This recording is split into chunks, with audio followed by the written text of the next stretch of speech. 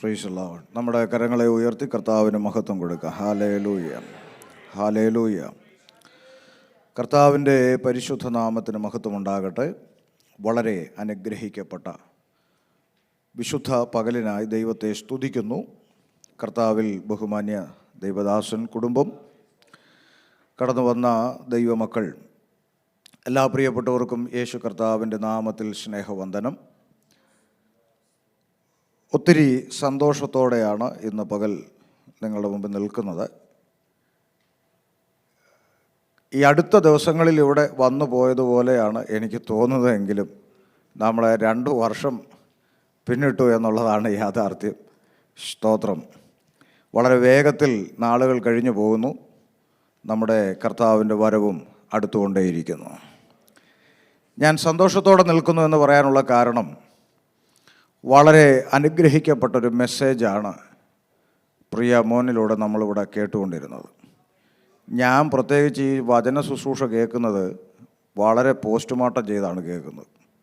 ചുമ്മാ ഒന്നും കേൾക്കുകയല്ല, ഞാൻ വളരെ പോസ്റ്റ്മോർട്ടം ചെയ്ത് കേൾക്കുള്ളൂ. എന്നാൽ എനിക്കൊത്തിരി സന്തോഷം തോന്നി. അതിലുപരി ദൈവസഭയെക്കുറിച്ച് വലിയ അഭിമാനം തോന്നുന്നു. കാരണം ഇവിടുത്തെ യൂത്ത് ഈ കാലഘട്ടത്തിലെ ഈ വഷളത്തരങ്ങളൊന്നും ചെയ്യാതെ പോകുന്നു എന്നുള്ളത് വലിയ അഭിമാനമാണ്. ഒരു ദൈവദാസൻ എന്ന നിലയിൽ, ശുശ്രൂഷകൻ എന്ന നിലയിൽ കർത്താവിൻ്റെ ദാസനും അതിൽ അഭിമാനിക്കാൻ വകയുണ്ട്. കാര്യം, ഞാൻ ഇവിടെ വന്ന് കഴിഞ്ഞ ദിവസങ്ങളിൽ ചില ഇടങ്ങളിലുള്ള ചില മീറ്റിങ്ങുകളിലൊക്കെ സംബന്ധിക്കുമ്പോൾ തന്നെ ഒരു പാസ്റ്റർ ഇങ്ങനെ പറഞ്ഞു, പൗലോസ് കപ്പൽ ഛേദത്തിൽ അകപ്പെട്ട് പോയ വിഷയത്തെക്കുറിച്ച് ഇങ്ങനെ ഒന്ന് പരാമർശിച്ചപ്പോൾ അദ്ദേഹം ഇങ്ങനെ പറഞ്ഞു, പൗലോസ് സ്വപ്നത്തിൽ പോലും വിചാരിച്ചതല്ല കപ്പൽ തകരുകയും മെലിത്ത ദ്വീപിൽ വരികയും ചെയ്യുമെന്നൊക്കെ ഉള്ളത്. പൗലോസ് സ്വപ്നത്തിൽ പോലും വിചാരിച്ചതല്ല എന്ന് പറഞ്ഞൊന്ന് അങ്ങോട്ട് ബൂസ്റ്റ് ചെയ്തപ്പോൾ ഞാൻ നോക്കി, അവിടെ ഇരുന്ന ഡിഗ്രി ഉള്ളവരെല്ലാം ആത്മാവിലായി. പക്ഷെ ഞാൻ വായിച്ച ബൈബിളിൽ മുന്നറിയിപ്പ് കൊടുത്തതേ പൗലോസാണ്. ഈ യാത്രയിൽ കപ്പലിന് മാത്രമല്ല, നമ്മുടെ പ്രാണനും കഷ്ടനഷ്ടങ്ങളുണ്ടാകും, പ്രാണന് ദോഷം വരത്തില്ല. ഇത് പറഞ്ഞിട്ട് പൗലോസിൻ്റെ വാക്കുകൾ കേൾക്കാതെ ക്രേത്തയിൽ നിന്ന് കപ്പൽ നീക്കിയത് നിമിത്തം കഷ്ടനഷ്ടങ്ങളുണ്ടായപ്പോൾ അതൊന്നും നോക്കാൻ ആർക്കും സമയമില്ല. പൗലോസിന് സ്വപ്നത്തിൽ പോലും എന്ന് പറഞ്ഞപ്പോഴത്തേക്ക് എല്ലാവരും ആത്മാവിലായി. ഞാൻ അങ്ങനെ ആത്മാവിൽ അങ്ങനെ കൈയടിക്കുന്ന ആളല്ല. ഞാനിരുന്ന് പരിശോധിക്കും, പോസ്റ്റ്മോർട്ടം ചെയ്യും. അവിടെയാണ് ഞാൻ പറഞ്ഞത്, വളരെ അനുഗ്രഹീതമായി പ്രിയ സഹോദരൻ സംസാരിച്ചു. ഞാൻ ആ ഭാഗത്തോട് 1-2 കാര്യങ്ങളൊന്ന് ആഡ് ചെയ്തേച്ച് വചന ശുശ്രൂഷയിലേക്ക്, അല്ലെങ്കിൽ ഞാൻ ചിന്തിച്ച വിഷയത്തിലേക്ക് വരുവാൻ ആഗ്രഹിക്കുക. പ്രിയ മോന് ആ കാര്യങ്ങളിങ്ങനെ പ്രസംഗിക്കുമ്പോൾ എൻ്റെ മനസ്സിലേക്ക് പെട്ടെന്ന് ഓടി വന്നൊരു വാക്യം, യോഹന്നാൻ്റെ സുവിശേഷം 14-ാം അധ്യായം 26-ാം വാക്യത്തിൽ ഇങ്ങനെ പറഞ്ഞു. എന്താണ്? പിതാവ് എൻ്റെ നാമത്തിൽ അയപ്പാനുള്ള പരിശുദ്ധാത്മാവെന്ന കാര്യസ്ഥൻ നിങ്ങൾക്ക് സകലതും ഉപദേശിച്ച് തരികയും, അതാണ് വാക്യം. ഞാൻ നിങ്ങളോട് പറഞ്ഞത് നിങ്ങൾ എന്ത് ചെയ്യും? നിങ്ങളെ ഒന്ന് ഓർമ്മപ്പെടുത്തും. അപ്പോൾ യേശുക്രിസ്തു നമ്മളെ പഠിപ്പിച്ച കാര്യം നമ്മളെ, അതായത് ഇത് കർത്താവ് ഭൂമിയിൽ ജീവനോടിരുന്നപ്പോൾ പറഞ്ഞതാ. പക്ഷേ ഇത് എപ്പോൾ സംഭവിക്കും? കർത്താവ് ഉയർത്തപ്പെട്ട് അതിനുശേഷം പരിശുദ്ധാത്മാവ് ഇറങ്ങി വന്നതിന് ശേഷം ഈ പരിശുദ്ധാത്മാവിൻ്റെ ഡ്യൂട്ടിയാണ് യേശു കർത്താവ് പഠിപ്പിച്ച കാര്യങ്ങൾ നമ്മുടെ ഓർമ്മയിലേക്ക്, നമ്മൾ മറക്കുന്നവരാ. അതുകൊണ്ട് നമ്മുടെ ഓർമ്മയിലേക്ക് ഇതൊന്ന് കൊണ്ടുവരിക എന്നുള്ളത് പരിശുദ്ധാത്മാവ് നിങ്ങളിൽ വരുമ്പോൾ സംഭവിക്കുന്ന കാര്യമാണ്. അപ്പം യേശു കർത്താവ് പഠിപ്പിച്ച ഒരു ടീച്ചിങ് ആണ് ഇന്ന് പകൽ പരിശുദ്ധാത്മാവ് നമ്മളെ ഓർമ്മപ്പെടുത്തിയത്. അപ്പോൾ ആ ഓർമ്മപ്പെടുത്തിയ ദൈവദാസൻ്റെ ഉള്ളിൽ ആരുണ്ട്? ഉണ്ടോ? നിങ്ങൾ പറ. അതാണ് നമ്മൾ പഠിക്കേണ്ടത്. നമ്മൾ പരിശുദ്ധാത്മാവ് ഉണ്ടെന്ന് ചിന്തിക്കുന്നത് എങ്ങനെയാ? പ്രസംഗത്തിൻ്റെ ഇച്ചിരി ശാന്തമായി നിന്ന് പറയുകയാണെങ്കിൽ നമ്മൾ പറയും വലിയ ആത്മാവ്. പക്ഷെ ബൈബിൾ അങ്ങനെയല്ല പറഞ്ഞത്. കർത്താവ് പഠിപ്പിച്ചത് നമ്മളെ ഓർമ്മപ്പെടുത്തുകയാണ്. ഇനി എന്താ ഓർമ്മപ്പെടുത്തിയത്? ഞാൻ ആ ഭാഗം ഇങ്ങനെ പ്രിയ സഹോദരൻ സംസാരിക്കുമ്പോൾ ഞാനിങ്ങനെ നോക്കുകയായിരുന്നു. എന്താ കർത്താവ് ഓർമ്മപ്പെടുത്തി? ആ ഭാഗം എന്നോട് കർത്താവേ കർത്താവേ എന്ന് വിളിക്കുന്ന ഏവനും അല്ല. ഓക്കെ, അത് നമുക്കറിയാം. പിന്നെ അവന് പറഞ്ഞു, കർത്താവേ നിൻ്റെ നാമത്തിൽ ഞങ്ങൾ പ്രവചിച്ചു, നിൻ്റെ നാമത്തിൽ ഭൂതങ്ങളെ പുറത്താക്കി, നിൻ്റെ നാമത്തിൽ വളരെ വീര്യപ്രവൃത്തികൾ ചെയ്തു. കർത്താവ് പറഞ്ഞു, എനിക്ക് നിങ്ങളെ അറിയത്തില്ലല്ലോ, ആരാ? അല്ലേ? എന്തൊരു വിരോധാഭാസം നോക്കിയേ. ആരുടെ നാമത്തിലാണ് ചെയ്തേ? കള്ളക്രിസ്തുവിൻ്റെ നാമത്തിലല്ലാണോ? എതിർ ക്രിസ്തുവിൻ്റെ നാമത്തിലല്ല, ആണോ?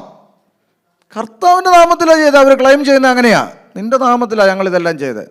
കർത്താവ് പറഞ്ഞു, ആരാ? മനസ്സിലായില്ലല്ലോ, അറിയത്തില്ലല്ലോ. ആ രംഗം ഒന്ന് ആലോചിച്ച് നോക്കും.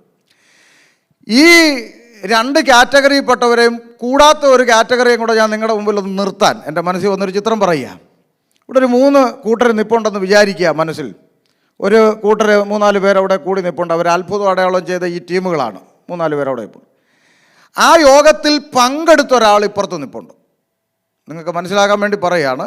അത്ഭുതം അടയാളം ചെയ്ത 3-4 പേർ അവിടെ നിൽപ്പുണ്ട്. ആ യോഗത്തിൽ പങ്കെടുത്ത ഒരാൾ ഇപ്പുറത്ത് നിൽപ്പുണ്ട്. ഇതൊന്നുമല്ലാത്തൊരു ആൾ മൂന്നാമത് നിൽപ്പുണ്ട്, യേശു ക്രിസ്തു. അപ്പം തൽക്കാലം കർത്താവിൻ്റെ ദൈവത്തോ അല്ലെ ദൈവമോ അതെല്ലാം അവിടെ നിർത്തട്ടെ. ഞാൻ 3 വ്യക്തികളായിട്ടങ്ങ് പറയാം. ഒരു 2-3 പേര് അവിടെ ഒരു കൂട്ടം നിൽക്കുന്നു, അത്ഭുതം അടയാളവും ചെയ്തവർ. ഇപ്പുറത്തൊരു കൂട്ടർ ആ യോഗത്തിൽ സംബന്ധിച്ച ആൾ. ഇപ്പുറത്ത് ഇതൊന്നുമല്ലാത്ത ഒരു ദൈവദാസൻ നിന്നു. അപ്പം ഈ ദൈവദാസൻ പറയുകയാണ്, ഈ അത്ഭുതവും അടയാളവും വീര്യപ്രവൃത്തിയും ഇതൊക്കെ ചെയ്തത് കൊണ്ടൊന്നും നിങ്ങൾ എങ്ങോട്ട് പോകത്തില്ല, സ്വർഗരാജ്യത്തിൽ പോകത്തില്ലെന്ന് പറഞ്ഞപ്പോൾ ഈ അത്ഭുതം ചെയ്തവരും ഈ പറഞ്ഞ ദൈവദാസനും അല്ലാത്തൊരു കൂട്ടരിപ്പുണ്ട്, അല്ലേ? അതാരാ? ആ യോഗത്തെ സംബന്ധിച്ച് പുള്ളി ഇങ്ങോട്ട് വന്നിട്ട് പറയാം, നിങ്ങൾ വിധിക്കരുത്, ഞാൻ എൻ്റെ കണ്ണുകൊണ്ട്. മനസ്സിലാകുന്നോ? ഈ മൂന്നാമത്തെ ആൾ പറയാണ്, ഞാൻ ആ യോഗത്തിൽ ഉണ്ടായിരുന്നു, എൻ്റെ മുമ്പിൽ വെച്ചാണ് അവിടെ മുടന്തൻ. നിങ്ങൾക്ക് പിടികിട്ടിയില്ല ഞാൻ പറഞ്ഞ എന്താന്ന്.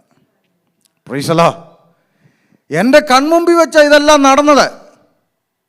കർത്താവിൻ്റെ നാമത്തിൽ അവരിതെല്ലാം. പക്ഷേ ആ കർത്താവ് പറയാം, എനിക്ക് നിങ്ങളെ പിടികിട്ടുന്നുണ്ടോ ആഴം? എന്തൊരവസ്ഥയാന്ന് നോക്കി. അപ്പം എന്തുകൊണ്ടാണ് ഇത് പറഞ്ഞ? അത്ഭുതമില്ലെന്നാണോ? അങ്ങനെയല്ല. അത്ഭുതമില്ലെന്നോ അടയാളമില്ലെന്നോ അല്ല. അതിൻ്റെ താഴേക്ക് വായിക്കുമ്പോൾ അവിടുത്തെ പൊതു പ്രശ്നം എന്താണെന്ന് അവിടെ എഴുതി. എന്താണെന്നറിയാമോ? ഈ അത്ഭുതം ചെയ്തവരും അടയാളം ചെയ്തവരും ഒന്നും യേശുവിൻ്റെ നാമത്തിലല്ല ചെയ്തതെന്നല്ല, യേശുവിൻ്റെ നാമത്തിലാണ്. അവിടെ നടന്നത് ഒരു മാജിക് ആയിരുന്നോ? അല്ല, റിയൽ മിറക്കിൾസ് തന്നെയാണ്. പക്ഷെ പ്രശ്നം എന്താന്ന് വെച്ചാൽ അടിസ്ഥാനം പാറയല്ല, അടിസ്ഥാനം മണലായിപ്പോയി. താഴേക്ക് വായിച്ചാൽ നിങ്ങൾക്കറിയാം. തൊട്ട് താഴെ അതിൻ്റെ 24 വേഴ്സ് 24. ആ, അടുത്തത്. ആ ആ അത് വീണില്ല.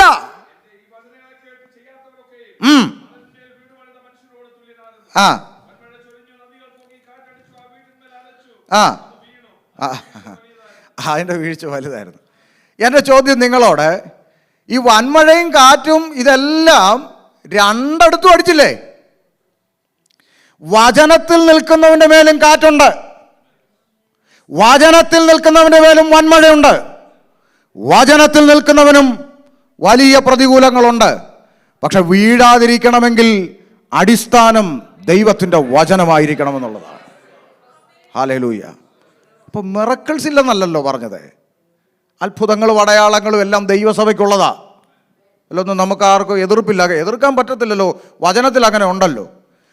അത്ഭുതങ്ങളും അടയാളങ്ങളും രോഗശാന്തിയും വീര്യപ്രവർത്തികളെല്ലാം ദൈവസഭയ്ക്കുള്ളത്, അതിലൊന്നും പ്രശ്നമില്ല. പക്ഷേ വേദപുസ്തകത്തിൻ്റെ പ്രത്യേകത, ദൈവത്തിൻ്റെ വചനം പ്രൊജക്റ്റ് ചെയ്യുന്നത് അത്ഭുതങ്ങളെ അടയാളങ്ങളെ അല്ല, എറ്റേണിറ്റിയാണ്, നിത്യതയാണ് പ്രൊജക്റ്റ് ചെയ്യുന്നത്. അവിടെയാണ് വ്യത്യാസം. കർത്താവിൻ്റെ കാലത്ത് കർത്താവ് സൗഖ്യം, ഈ പറഞ്ഞ കർത്താവ് എനിക്ക് നിങ്ങളെ അറിയത്തില്ലെന്ന് പറഞ്ഞ കർത്താവ് സൗഖ്യം ചെയ്തിട്ടില്ലേ? പറ. ഇത് നമ്മൾ ചിന്തിച്ച് നോക്കി, എന്താ ഈ പറയണേ? കർത്താവ് സൗഖ്യമാക്കിയിട്ടുണ്ട്. അപ്പോസ്തലന്മാർ സൗഖ്യമാക്കിയിട്ടില്ലേ? പൗലോസ് ഈ കള്ളന്മാർക്കെതിരെ ശക്തമായി സംസാരിച്ച ആളാണ്. ആ പൗലോസ് സൗഖ്യമാക്കിയിട്ടില്ലേ? ഉണ്ട്.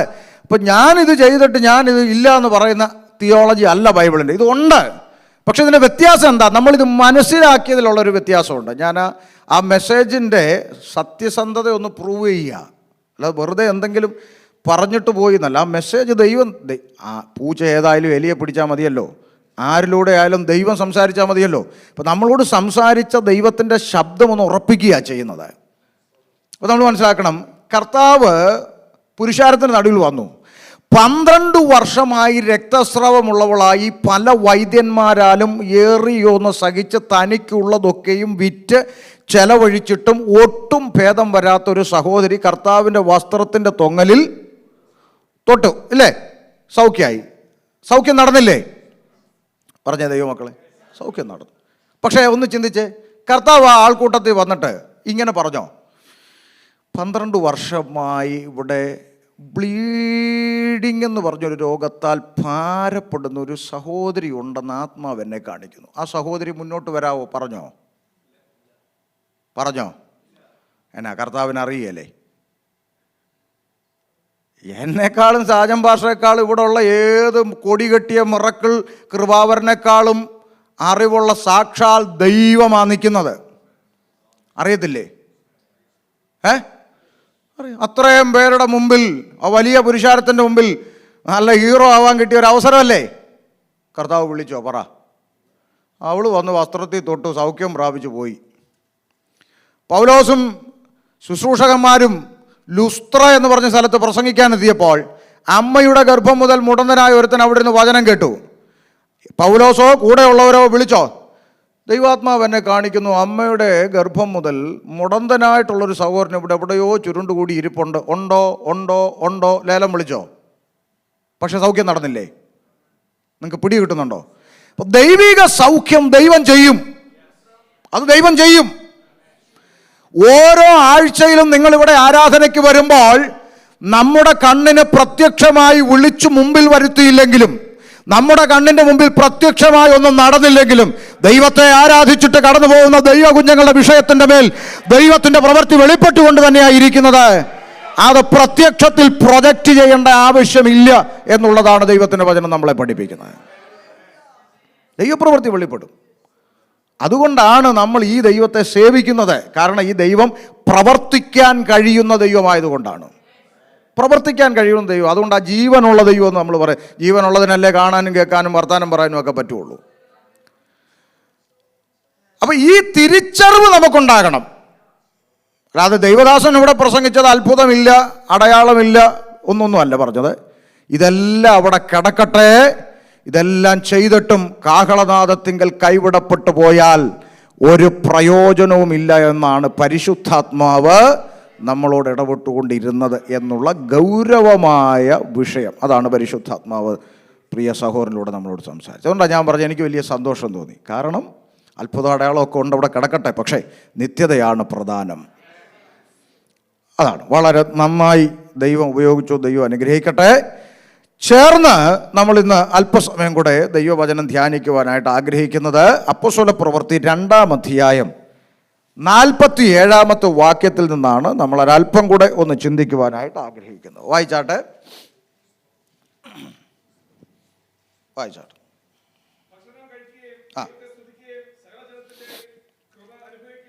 അടുത്ത വാക്യം.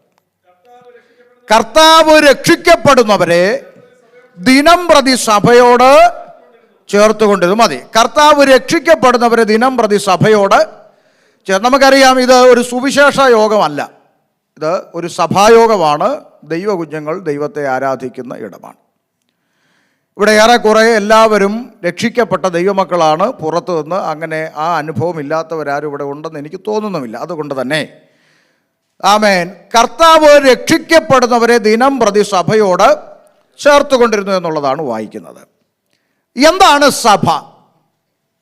നമുക്ക് സഭയെക്കുറിച്ചുള്ള അറിവ് എന്താണ് നമ്മൾ പഠിക്കേണ്ടതുണ്ട്. എന്താണ് സഭ? നമ്മൾ ചിലർ പറയും അസംബ്ലീസ് ഓഫ് ഗോഡ്, ചിലർ പറയും ചർച്ച് ഓഫ് ഗോഡ്, ചിലർ പറയും India Pentecostal church of God. പിന്നെ വേറെ കൂട്ടർ പറയും ഇതെല്ലാം ഓഫാണ്, ഞങ്ങളത് അങ്ങനല്ല, ഷാരോൺ അത് ഓണാ, മറ്റേതെല്ലാം ഓഫാ. Assemblies of God, church of God, India Pentecost church of God Sharon, അത് ഓണാന്നാണ് പറയുന്നത്. അപ്പോൾ ഇതെല്ലാം Sharon church, assemblies of God, IPC, അല്ലെങ്കിൽ പിന്നെ പിന്നെ പിന്നെ പിന്നെ ഇങ്ങനെ പുതിയതെല്ലാം ഉണ്ടല്ലോ. ഒരക്ഷരം ഇപ്പുറത്തോട്ട് മാറ്റി ഒരക്ഷരം ഇപ്പുറത്തോട്ട് ഇട്ട് കഴിയുമ്പോൾ അടുത്ത ചർച്ച് ഇത് തിരിഞ്ഞും മറിഞ്ഞും എല്ലാം കിടക്കുക. അപ്പോൾ എന്താണ് സഭ എന്ന ചോദ്യത്തിന് നമ്മൾ പറയും IPC, AG, church of God, Shalom, Sharon, ഇതൊന്നും സഭയല്ല. പിണങ്ങരുത്, പ്രസംഗം തീർന്നില്ലല്ലോ, അതുകൊണ്ട് പിണങ്ങരുത്. ഇത്രയും പറഞ്ഞ് നിർത്തുകയാണെങ്കിൽ ആ പ്രശ്നം നിർത്തിയില്ല. ഇതൊന്നും സഭയല്ല, ഇതെല്ലാം സംഘടനകളാണ്, പ്രസ്ഥാനങ്ങളാണ്, സംഘടനകളാണ്. എന്നാൽ ഈ സംഘടനയ്ക്കകത്തെല്ലാം എന്തുണ്ട്? സഭയുണ്ട്. ആ സഭയെ ചേർക്കുവാനാണ് ആര് വരുന്നത്? കർത്താവ് വരുന്നത്. ആ സഭ എന്താ നമുക്ക് പഠിക്കാം. സഭ എന്താണെന്നൊക്കെ നിങ്ങൾക്ക് അറിയാമെന്ന് എനിക്കും അറിയാം, എന്നാലും വേറെ ചില ചിന്തകളാണ് പറയുന്നത്. അപ്പോൾ IPC, AG, church of God, Shalom, Sharon തുടങ്ങിയതെല്ലാം പ്രസ്ഥാനങ്ങളാണ്. ഈ പ്രസ്ഥാനങ്ങളിലെല്ലാം സഭയുണ്ട്. എന്നാൽ ഈ പ്രസ്ഥാനത്തെ ഉൾപ്പെട്ടവരെ കൊണ്ടുപോകാനല്ല യേശു വരുന്നത്. ആണോ? അല്ല, സഭയെ ചേർക്കാൻ. IPCക്കകത്ത് സഭയുണ്ട്. അപ്പോൾ തന്നെ പ്രസ്ഥാനത്തിൻ്റെ അകത്ത് കസേരയ്ക്ക് അടിക്കുന്നവരില്ലേ? ഇല്ലേ? ആരാധന കഴിഞ്ഞ് കർത്തൃമേശം കഴിഞ്ഞ് വിശുദ്ധ ചുംബനവും കൊടുത്തേച്ച് കസേര എടുത്ത് അടിക്കുന്ന കമ്മിറ്റിക്കാരില്ലേ? ഇല്ലേന്ന്? ഉണ്ട്. ഇവരെല്ലാം IPCയിലല്ലേ? ഇവരെല്ലാം AGയിലല്ലേ? ഇവരെല്ലാം ചർച്ച് ഓഫ് ഗോഡിലല്ലേ? ഈ കസേര കൊണ്ട് അടിക്കാൻ നിന്നവനെ കൊണ്ടുപോകാനാണോ കർത്താവ് വരുന്നത്? അല്ല. ഇതിലൊന്നും പെടാതെ സഭയുടെ ആഭ്യന്തര കാര്യങ്ങളിലോ സഭയുടേതായ മറ്റു വിധ കാര്യങ്ങളിലോ ഈ കമ്മിറ്റികളിലോ കസേരകളിലോ ഇതൊന്നിലും പെടാതെ എനിക്ക് എൻ്റെ കർത്താവിനെ ആരാധിക്കണം. ആമേൻ. എനിക്ക് കർത്താവിൻ്റെ വരവിൽ എടുക്കപ്പെടണം. ആമേൻ. വേർപാടോടുകൂടെ ജീവിക്കണം, വിശുദ്ധ ജീവിതം നയിക്കണം, വല്ലവിധേനയും കാഹളനാദത്തിങ്കിൽ എടുക്കപ്പെടണം.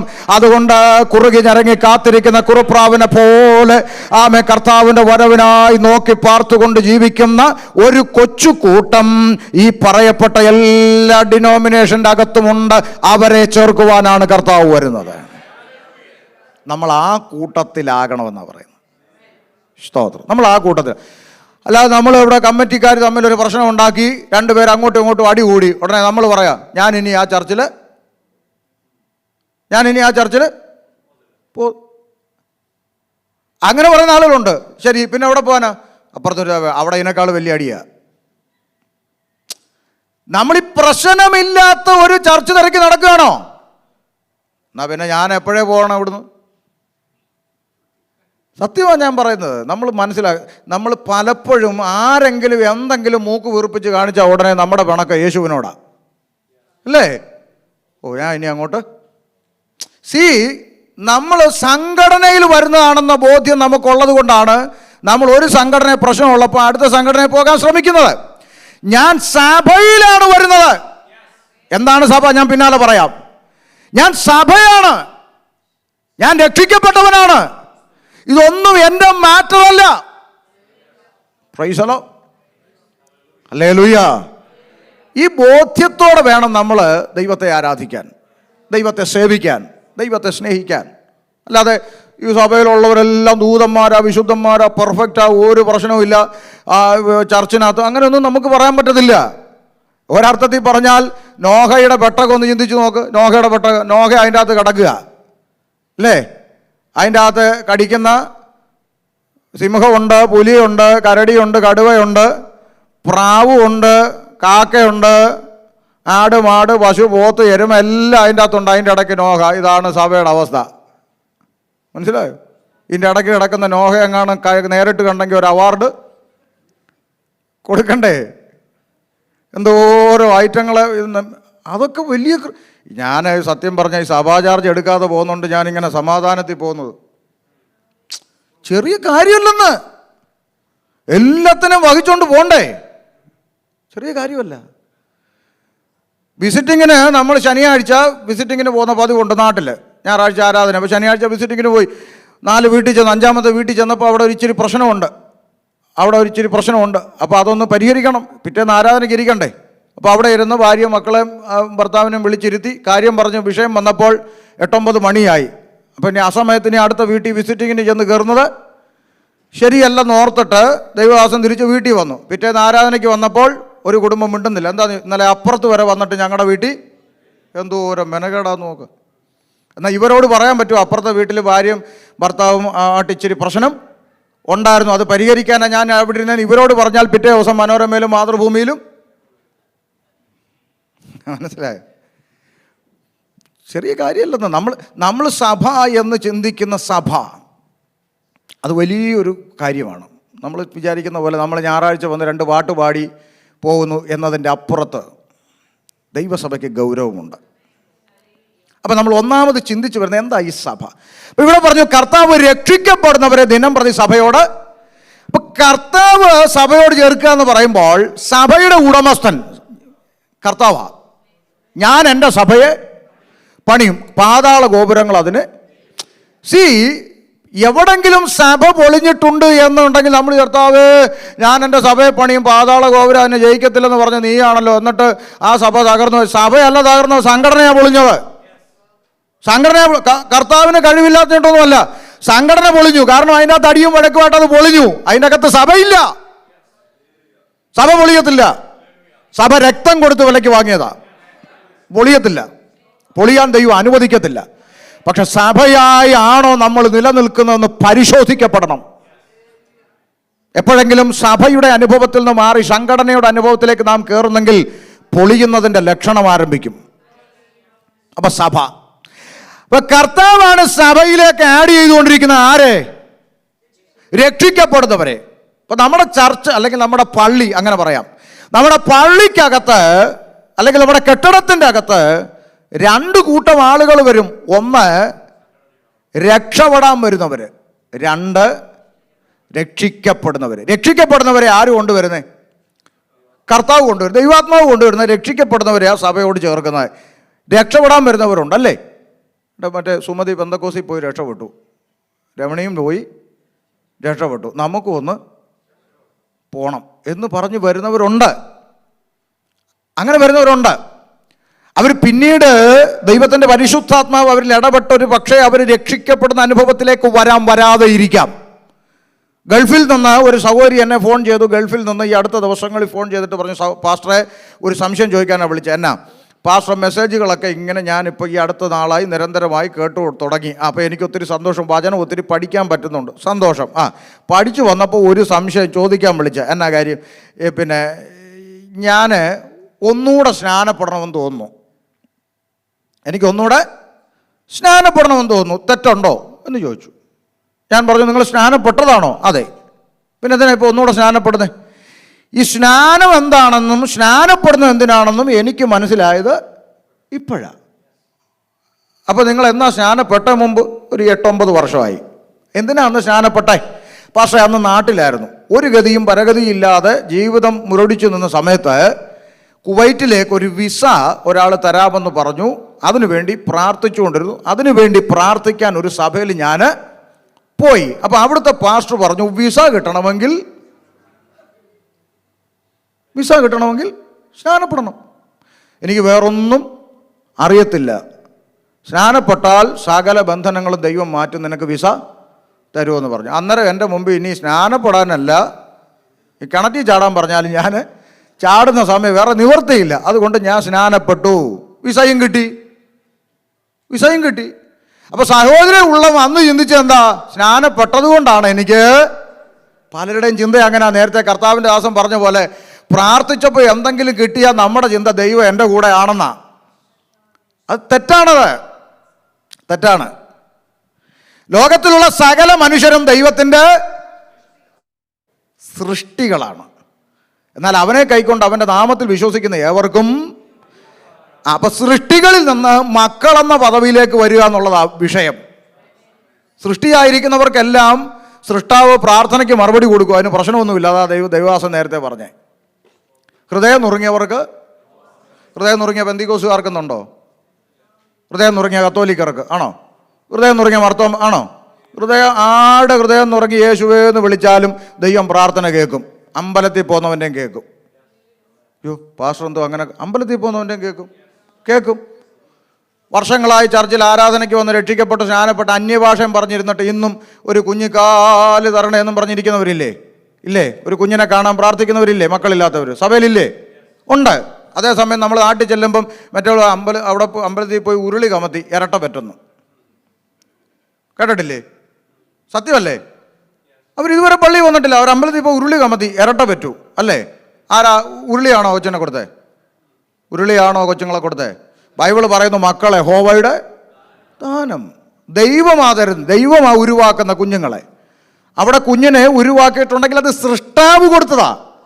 പക്ഷേ ഈ ദൈവമാണ് ഇത് ചെയ്തതെന്ന് അവരറിയുന്നില്ലാത്തത് കൊണ്ട് മഹത്വം അവർ മറ്റൊന്നിന് കൊടുക്കുന്നു എന്ന് മാത്രമേ ഉള്ളൂ. ഒരു സുമതി ആശുപത്രി ഓപ്പറേഷൻ തിയേറ്ററിൻ്റെ വെളിയിൽ നിന്നുകൊണ്ട് എൻ്റെ ഈശ്വര എൻ്റെ കുഞ്ഞിനെ രക്ഷിക്കണമെന്ന് പറഞ്ഞാൽ ദൈവം ഇറങ്ങി ആ കുഞ്ഞിന് ഒരു സൗഖ്യം കൊടുക്കുന്നെങ്കിൽ അത് ജീവനുള്ള ദൈവമാണ് കൊടുക്കുന്നത്. പിശാച് അറക്കാനും മുടിക്കാനും നശിപ്പിക്കാനും കൊല്ലാനോ വരുന്നത്, സൗഖ്യമാക്കാനല്ല വരുന്നത്. അപ്പോൾ ദൈവം ആ സൗഖ്യം കൊടുക്കുന്നു. പക്ഷെ ദൈവമാണ് ചെയ്തതെന്ന് അവരറിയാത്തത് കൊണ്ട് അവർ മഹത്വം മറ്റൊന്നിന് കൊടുക്കുന്നു എന്നേ ഉള്ളൂ. അറിവില്ലായ്മ. നമ്മളങ്ങനെ കൊടുത്തവരാ. അതുകൊണ്ടാണ് പറഞ്ഞ അറിവില്ലായ്മയുടെ കാലങ്ങളെ ദൈവം കണക്കിടുന്നില്ല, അറിയത്തില്ല. അപ്പം അവിടെ സൗഖ്യം ദൈവം കൊടുക്കാം, പ്രശ്നമില്ല. അതിന് വിശ്വാസിയെ സഭയാകണമെന്നില്ല എന്നാണ് പറഞ്ഞത്. ആമേൻ. അപ്പോൾ നോക്ക്, അതുകൊണ്ടല്ലേ നമ്മൾ അപ്പോസ്തല പ്രവൃത്തി എടുക്കണ്ട 10-ാം അധ്യായത്തിൽ ഒരു മനുഷ്യനെ കാണാം. ആരാ? കൊർന്നൊല്യോസ്. കൊർന്നൊല്യോസിനെ കുറിച്ച് സ്വർഗത്തിലെ ദൈവം എഴുതി വച്ചിരിക്കുന്ന സാക്ഷ്യങ്ങളുണ്ട്. എന്താ?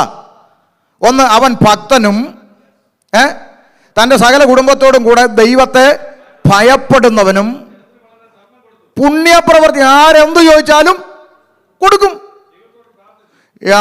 എപ്പോഴും നമുക്കില്ലാത്ത ക്വാളിറ്റിയാണ് അത്. നമ്മളെപ്പോഴും പ്രാർത്ഥിക്കുന്നവരല്ലല്ലോ. ഞായറാഴ്ച അല്ലെങ്കിൽ വെള്ളിയാഴ്ച ഇപ്പോൾ പാസ്റ്ററും അമ്മാമേ ഉള്ളൂ, ഞായറാഴ്ച ഉള്ളൂ നമ്മൾ.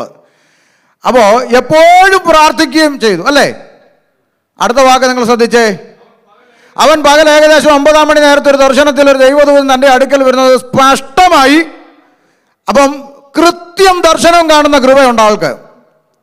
മനസ്സിലായോ? കൃത്യം ദർശനം സ്പഷ്ടമായി കണ്ടെന്നല്ല നമ്മുടെ പെന്തക്കോസുകാർ കാണുന്ന പോലെ ഒരു ഓലമടൽ താഴോട്ട് വീഴുന്നു അല്ലേ?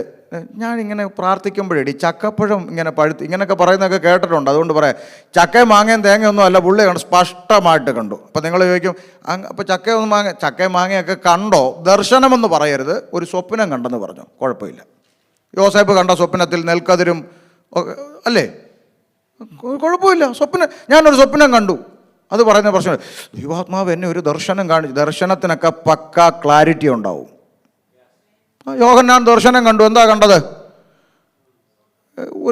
ഏതോ കുറച്ച് വിളക്കാണോ അതോ തൂണാണോ അതിൻ്റെ ഇടയ്ക്ക് ഇങ്ങനെ എന്തോ തിളങ്ങുന്ന പോലെ, അങ്ങനെ വല്ലതും ആണോ? യോഹന്നാൻ പറ, 7 പൊൻനില വിളക്കുകളുടെ നടുവിൽ മാറത്ത് പൊൻകച്ച കെട്ടിയവനായി, വെള്ളോടിന് സദൃശമുള്ള കാലുകളുള്ളവനായി, അഗ്നിജ്വാലയ്ക്കൊത്ത കണ്ണുള്ളവനായി, രാജമുടി ധരിച്ചവനായി, പെരുവെള്ളത്തിൻ്റെ ഇരച്ചിൽ പോലെ ശബ്ദം പുറപ്പെടുന്നവനായി. അല്ലേ? എന്തൊരു ക്ലാരിറ്റി! ദർശനം. ദൂതൻ അകത്ത് വരുന്നത് സ്പഷ്ടമായി കണ്ടു. അപ്പൊ 5-ാമത്തെ യോഗ്യത ദർശനം കണ്ടു. എന്നിട്ട് കൊർന്നൊല്യോസേ എന്ന് തന്നോട് പറയുന്നതും കേട്ടു. അടുത്ത വാക്കെന്താ? അവൻ ഉറ്റുനോക്കി ഭയപരവശനായി. എന്താ എന്താ എന്താ കർത്താവേ എന്ന് ചോദിച്ചു. അവൻ നോക്കേ, നിന്റെ പ്രാർത്ഥനയും നിന്റെ പുണ്യപ്രവൃത്തി എവിടെത്തി? ദൈവം എവിടെ ഇരിക്കുന്നത്? നമ്മുടെ ദൈവമോ സ്വർഗത്തിലുണ്ട്. അപ്പൊ ഇവന്റെ പ്രാർത്ഥന, ഇവന്റെ പുണ്യപ്രവൃത്തി എവിടെ എത്തി? പറ. സ്വർഗത്തിലെത്തി. നമ്മുടെ പ്രാർത്ഥനയോ? നമ്മൾ പ്രാർത്ഥിച്ചു, പലവട്ടം പ്രാർത്ഥിച്ചു, വിടുതലില്ല. അവസാനം നമ്മൾ ടി വിക്കകത്ത് കണ്ട നമ്പറിൽ വിളിച്ച് കൃപാവരക്കാരനെ വിളിച്ചു. പുള്ളി വന്നിട്ട് പറഞ്ഞു, നിന്റെ പ്രാർത്ഥനയുടെ മണ്ഡലങ്ങൾ അന്തരീക്ഷ മണ്ഡലത്തിൽ പിശാച് തടഞ്ഞു വെച്ചിരിക്കുന്നു. ദാനിയേലിൻ്റെ വിഷയം തടഞ്ഞ പോലെ തടഞ്ഞിരിക്കുന്നു. 3 ദിവസം വിഷയത്തിൻ്റെ പുറത്ത് കയറിയിരുന്നാൽ തടസ്സം പറയാം. അങ്ങനെ 3 ദിവസം പുറത്ത് കയറിയിരുന്ന് ഉപവസിച്ച് വെട്ടി ഫൽഷിച്ച് എന്നിട്ടൊക്കെയാണ് നമ്മുടെ പ്രാർത്ഥനകൾ. ഇവൻ്റെ ഒരു വിശാചം തടഞ്ഞില്ല. മനസ്സിലായോ?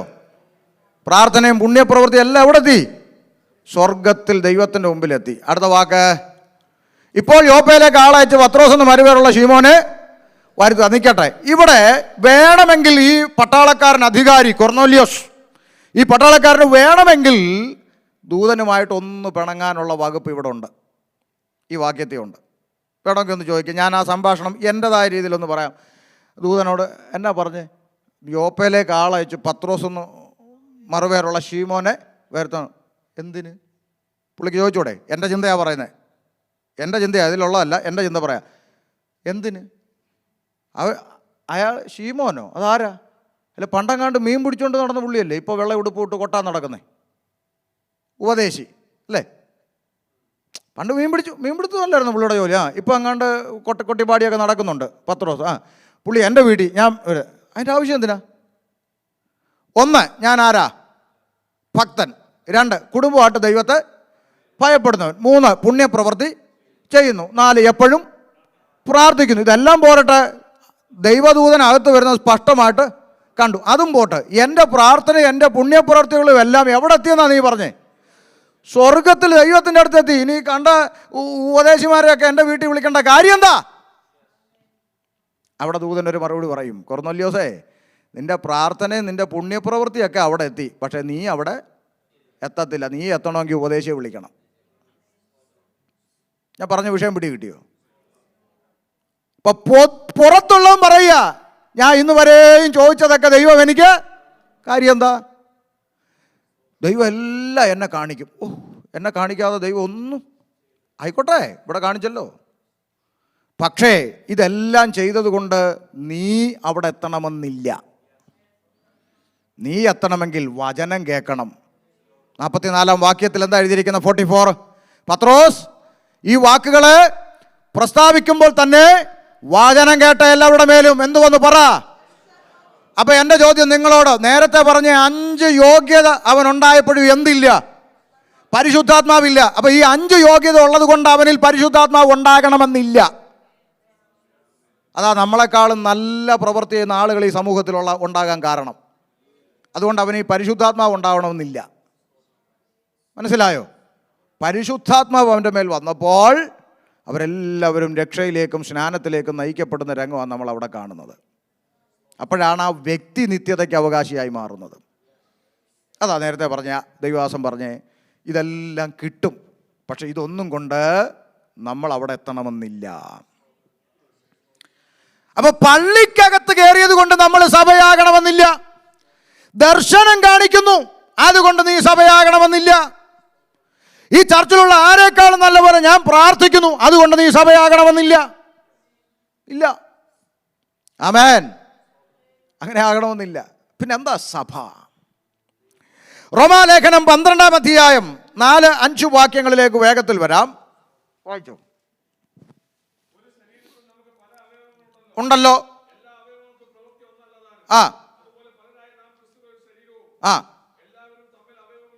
സഭയായിട്ട് മാറണമെങ്കിൽ ഒരു കാഴ്ചപ്പാടുണ്ട്.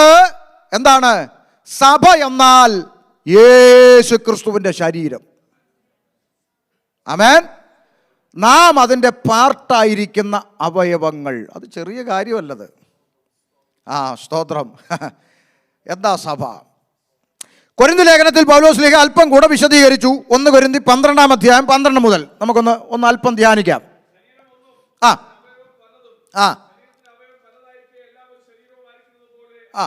ക്രിസ്തുവും ഏക ശരീരമാകുമാറ് ഒരേ ആത്മാവിൽ സ്നാനമേറ്റും. അടുത്തത്, ശരീരം ഒരവയവമല്ല, പല അവയവങ്ങൾ ഒരു ശരീരത്തിൻ്റെ അകത്തുണ്ട്. ഇല്ലേ? ഉണ്ടോ? അതാ സഭ. ക്രിസ്തു എന്ന ശരീരവും നാം ആ ശരീരത്തിൻ്റെ. അങ്ങനെ ആണോ അല്ലയോ എന്ന് നമുക്കിപ്പോൾ എങ്ങനെ മനസ്സിലാക്കാൻ പറ്റും? അടുത്ത വാക്ക്, ഞാൻ കൈ അല്ലായക കൊണ്ട് ശരീരത്തിലുള്ളതല്ല എന്ന് കാൽ പറയുന്നെങ്കിൽ വരുമോ? പറ. നിങ്ങൾക്കത് മനസ്സിലായോ? കാല് പറയുക ഞാൻ കൈ അല്ലല്ലോ എന്ന് പറഞ്ഞാൽ അത് ഈ ശരീരത്തിലുള്ളതല്ലേ? ആണ്. നിൽക്ക് അങ്ങനെ പോകാൻ പറ്റട്ടെ. കാല് ഇങ്ങനെ നടന്നു പോകുന്ന സമയത്ത്, ഇങ്ങോട്ട് നോക്കെ, നടന്നു പോകുന്ന സമയത്ത് കാലിൽ ഒരു മുള്ളു കൊണ്ടു. ഉടനെ കൈ കെട്ടി നിന്നിട്ട് കൊണ്ടോ? കൊള്ളും. കൊണ്ടോ കയറിയോ കുത്തി? കൊള്ളും. പലയിടത്തൂടെ നടന്ന കാലല്ലേ, നടക്കുമ്പോൾ ഓർക്കണമായിരുന്നു കൊള്ളുമെന്ന്.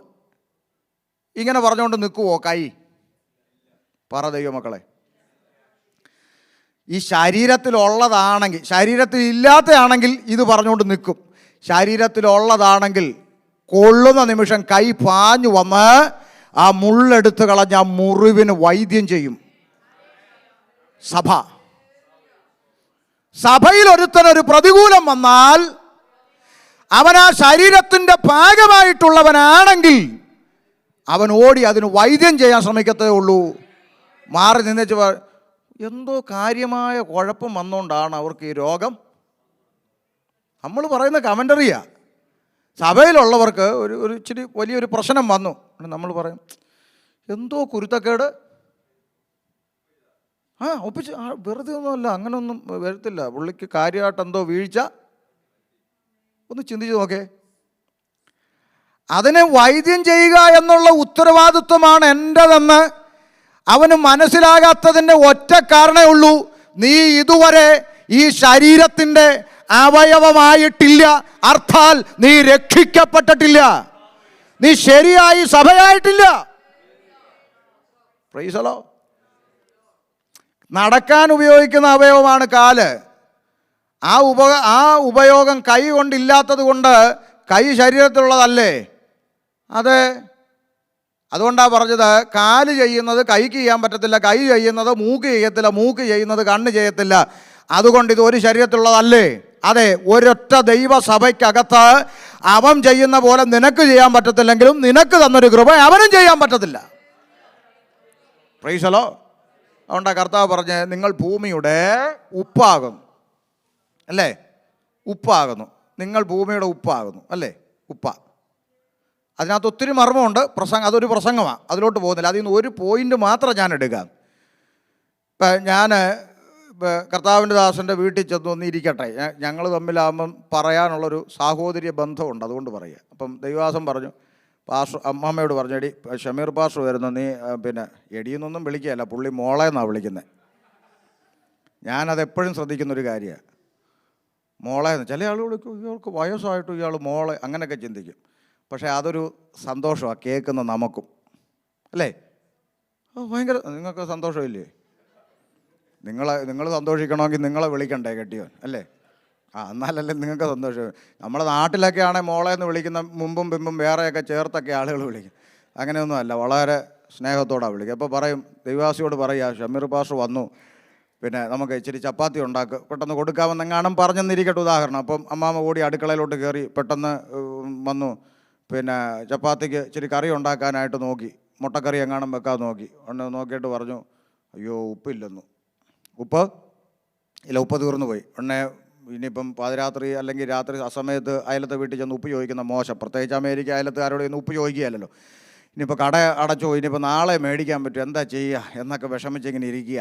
ഉടനെ പാസ്റ്റർ പറഞ്ഞു അമ്മാമ്മയോട്, നീ ഉപ്പില്ലാതെ അങ്ങ് ഉണ്ടാക്കുക. ഇപ്പോൾ വേറെ വഴിയില്ല, ഉപ്പില്ലാതെ അങ്ങ് ഉണ്ടാക്കുക. അപ്പോൾ സ്വാഭാവികമായിട്ടും നമ്മുടെ സഹോദരിമാർ പറയും, ഉണ്ടാക്കിയൊക്കെ തരാം, കൊണ്ടങ്ങ് കൊടുത്തോണം, ഞാൻ ആ ഭാഗത്തോട്ട് വരത്തില്ല എന്ന് പറയും, നിങ്ങളുണ്ടാക്കിയെന്നങ്ങ് പറഞ്ഞാൽ മതി എന്നൊക്കെ പറയും.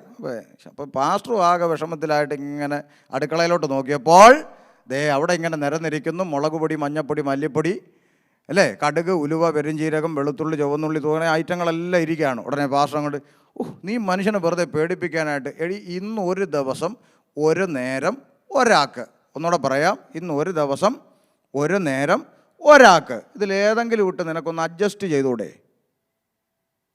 അല്ലേ? പറ്റുമോ? പറ. നിങ്ങളൊക്കെ അടുക്കള ജോലി ചെയ്യുന്നവരല്ലേ, പറ്റുമോ? മുളക് പൊടി നല്ല രസമല്ലേ, എന്നാ കളറാ, പറ്റുമോ? മഞ്ഞപ്പൊടി ഇട്ടാലോ ഉപ്പിന് പകരം, എന്നാ ഗ്ലാമർ, അയ്യോ സ്വർണ്ണ കളറ്, പറ്റുമോ? ഉപ്പിന് പകരം. മനസ്സിലായോ? എത്ര ഗ്ലാമർ ഉണ്ടെങ്കിലും എത്ര ചുവന്നും തുടുത്തും ഇരുന്നാലും നിന്നെക്കൊണ്ട് ചെയ്യിക്കേണ്ടത് ദൈവം മറ്റൊരുത്തനെ കൊണ്ട് ചെയ്യിക്കത്തില്ല. നീ മൂലം വിടുവിക്കപ്പെടേണ്ടത് വേറൊരുത്തൻ മൂലം വിടുവിക്കപ്പെടത്തില്ല. നീ പ്രാർത്ഥിക്കേണ്ടടുത്ത് വേറൊരുത്തൻ പോയി പ്രാർത്ഥിച്ചാൽ നടക്കത്തില്ല. പകരം പറഞ്ഞത് ഓരോ അവയവത്തിനും ഓരോ ഉത്തരവാദിത്വമുള്ളതുപോലെ ദൈവസഭയ്ക്കകത്ത്, സഭയാകുന്ന ശരീരത്തിൻ്റെ അകത്ത് നിന്നെ ദൈവം ഒട്ടിച്ചിട്ടുണ്ടെങ്കിൽ, ക്രിസ്തു എന്ന ശരീരത്തോട് ദൈവം നിന്നെ, കാട്ടൊലിവായിരുന്നു നിന്നെ വെട്ടിയെടുത്ത് ശരീരത്തോട് ഒട്ടിച്ചിട്ടുണ്ടെങ്കിൽ നിനക്കൊരു ഉത്തരവാദിത്വമുണ്ട്. ഉണ്ട്, ഒഴിഞ്ഞിരിക്കാൻ പറ്റത്തില്ല. അതവിടെ വായിച്ചത്. താഴോട്ട് വായിച്ച അടുത്ത വാക്ക്.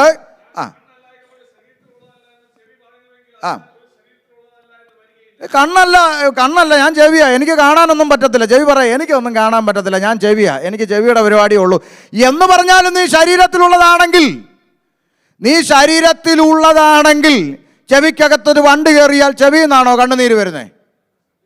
പറ, നിങ്ങൾക്ക് അതിൻ്റെ ആഴം പിടി കിട്ടുന്നുണ്ടോ? ചെവി പറയുക, ഞാൻ കണ്ണല്ല, എനിക്കൊന്നും കാണാൻ പറ്റത്തില്ലെന്ന് പറഞ്ഞ് പുള്ളി ഇങ്ങനെ ഇരിക്കുന്ന സമയത്ത് ചെവിക്കകത്തോട്ടൊരു വണ്ട് കയറിപ്പോയി. ചെവിയിൽ നിന്നാണ്, ഇപ്പുറത്തെ ചെവിയിൽ നിന്നാണോ കണ്ണുനീര് വരുന്നത്? പറ. കണ്ണാ നിറയുന്നത്, കണ്ണിൽ നിന്നാണ് കണ്ണുനീര് വരുന്നത്. ഈ പുള്ളി പറഞ്ഞു ഞാൻ അതുമായിട്ടൊരു ബന്ധവും ഇല്ലെന്ന് പറഞ്ഞു. പക്ഷെ കരയുന്നത് കണ്ണാ. അതാ സഭ,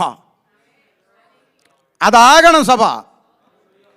ക്രിസ്തു എന്ന ശരീരത്തിൻ്റെ അകത്തെ അവയവങ്ങളായി നിൽക്കുന്ന സഭ. Price the Lord. അടുത്ത വാക്ക്,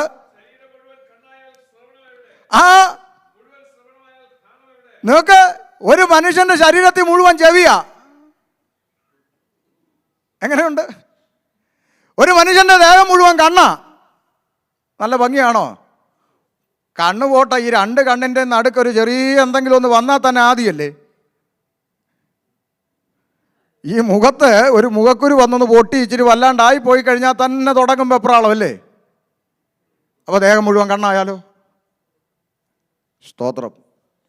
എല്ലാവരെയും കണ്ണാക്കാൻ പറ്റത്തില്ല, എല്ലാവരെയും ചെവിയാക്കാൻ പറ്റത്തില്ല. സഭയ്ക്കകത്ത് ഓരോന്നിനും ഓരോ ഉത്തരവാദിത്വങ്ങളാണ് ദൈവം നൽകിയിരിക്കുന്നത്.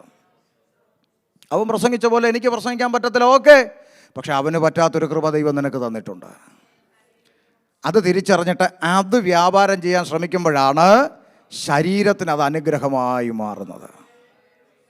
കാര്യം കണ്ണ് ചെയ്താലും മൂക്ക് ചെയ്താലും നാക്ക് ചെയ്താലും ഇതെല്ലാം ഭവിക്കുന്നത് നന്മയാണെങ്കിലും തിന്മയാണെങ്കിലും ഇത് ഭവിക്കുന്നത് ആർക്കാ?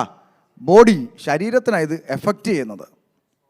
ഇപ്പം നമ്മുടെ ഭാഗത്തു നിന്ന് വരുന്നത് നന്മയാണെങ്കിൽ ശരീരത്തിന് അനുഗ്രഹം, തിന്മയാണെങ്കിൽ ശരീരത്തിന് വേദന. അപ്പോൾ നാം ചെയ്യുന്ന നമ്മുടെ ഉത്തരവാദിത്തങ്ങൾ ദൈവസഭയ്ക്ക് വേദനയായല്ല മാറേണ്ടത്, സഭയാകുന്ന ശരീരത്തിന് അനുഗ്രഹമായി മാറും. ഓക്കെ, എന്താണ് നമ്മുടെ ഉത്തരവാദിത്വങ്ങൾ? 1, 2 എന്ന് ഞാൻ വേഗത്തിലൊന്ന് പറഞ്ഞു പോകാം. സഭയായിട്ടുണ്ടെങ്കിൽ, ശരീരമായിട്ടുണ്ടെങ്കിൽ ഈ അവയവത്തിന്, ഈ ശരീരത്തിൻ്റെ ഭാഗമായിരിക്കുന്ന നമുക്ക് ശരീരമാകുന്ന സഭയോട് ചില ഉത്തരവാദിത്വങ്ങളുണ്ട്. എബ്രായ ലേഖനം 10-ാം അധ്യായം 24-25 വാക്യങ്ങളൊന്ന് വായിച്ചാട്ടെ.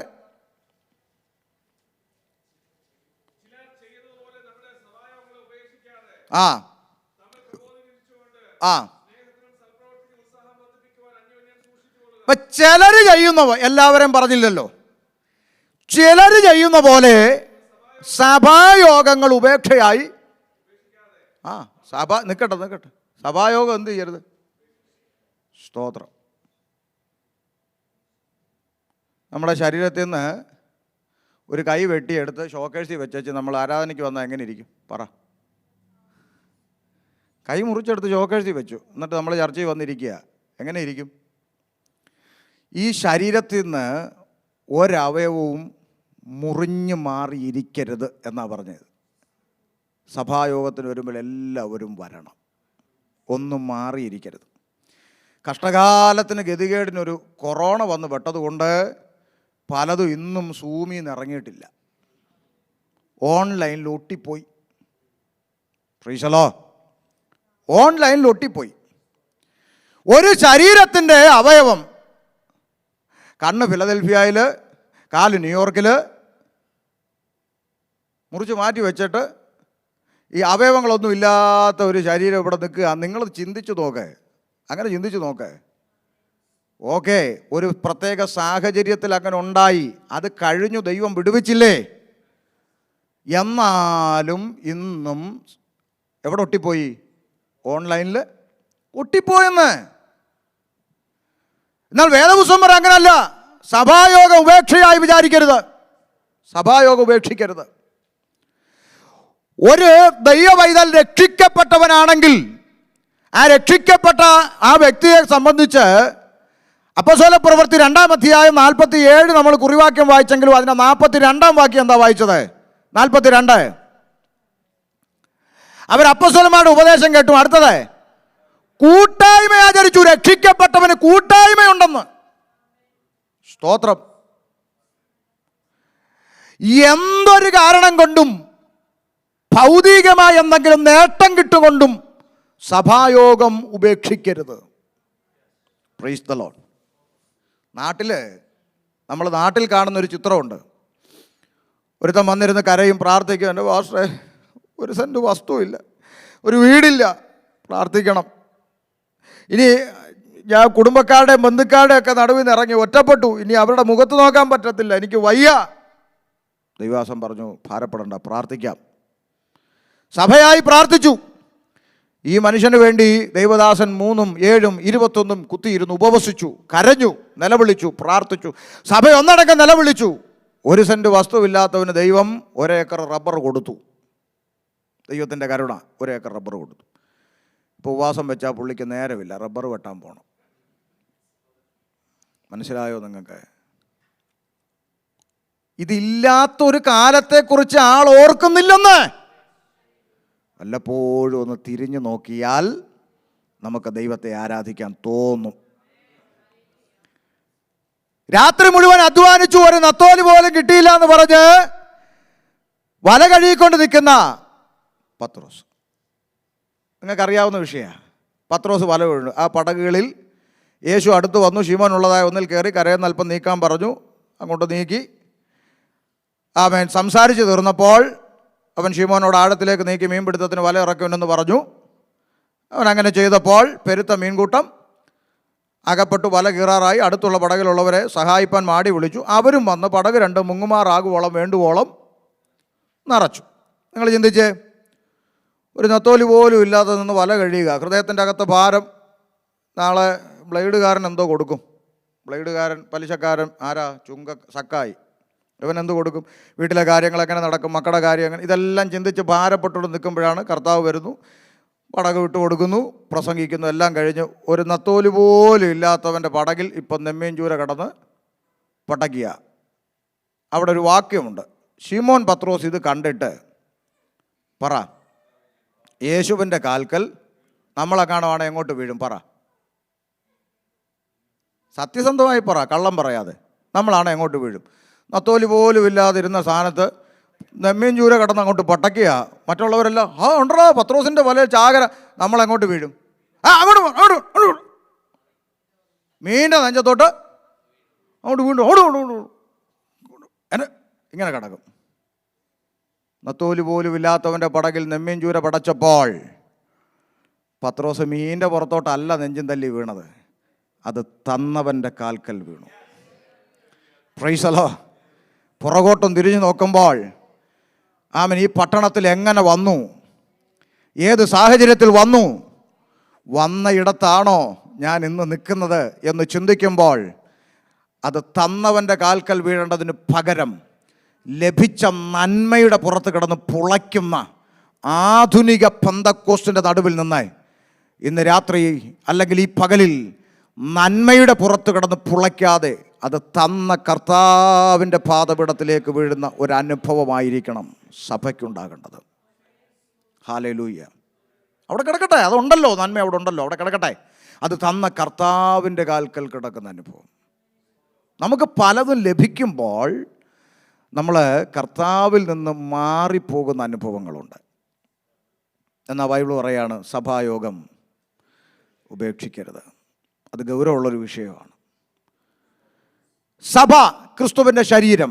ശരീരം എവിടെ കൂടുന്നോ അവിടെ അവയവങ്ങളെല്ലാം ഉണ്ടായിരിക്കണം. വൈകല്യമുള്ള ശരീരമാകരുത്, അംഗവൈകല്യമുള്ളതാകരുത്. സഭ കൂടി വരുമ്പോൾ രക്ഷിക്കപ്പെട്ടവരെല്ലാം കൂടി വരുമ്പോഴാണ് ശരീരം അതിൻ്റെ പൂർത്തീകരണത്തിലേക്ക് വരുന്നത്. ഒരിക്കലും സഭായോഗം ഉപേക്ഷിക്കരുത്. 2, സഭയുടെ അല്ലെങ്കിൽ രക്ഷിക്കപ്പെട്ടവൻ്റെ സഭയോടുള്ള ഉത്തരവാദിത്വത്തിൽ രണ്ടാമത് 1 തെസ്സലോനിക്ക ലേഖനം 5-ാം അധ്യായം 17-ാമത്തെ വാക്യം വായിച്ച്. 1 തെസ്സലോനിക്കർ 5:17.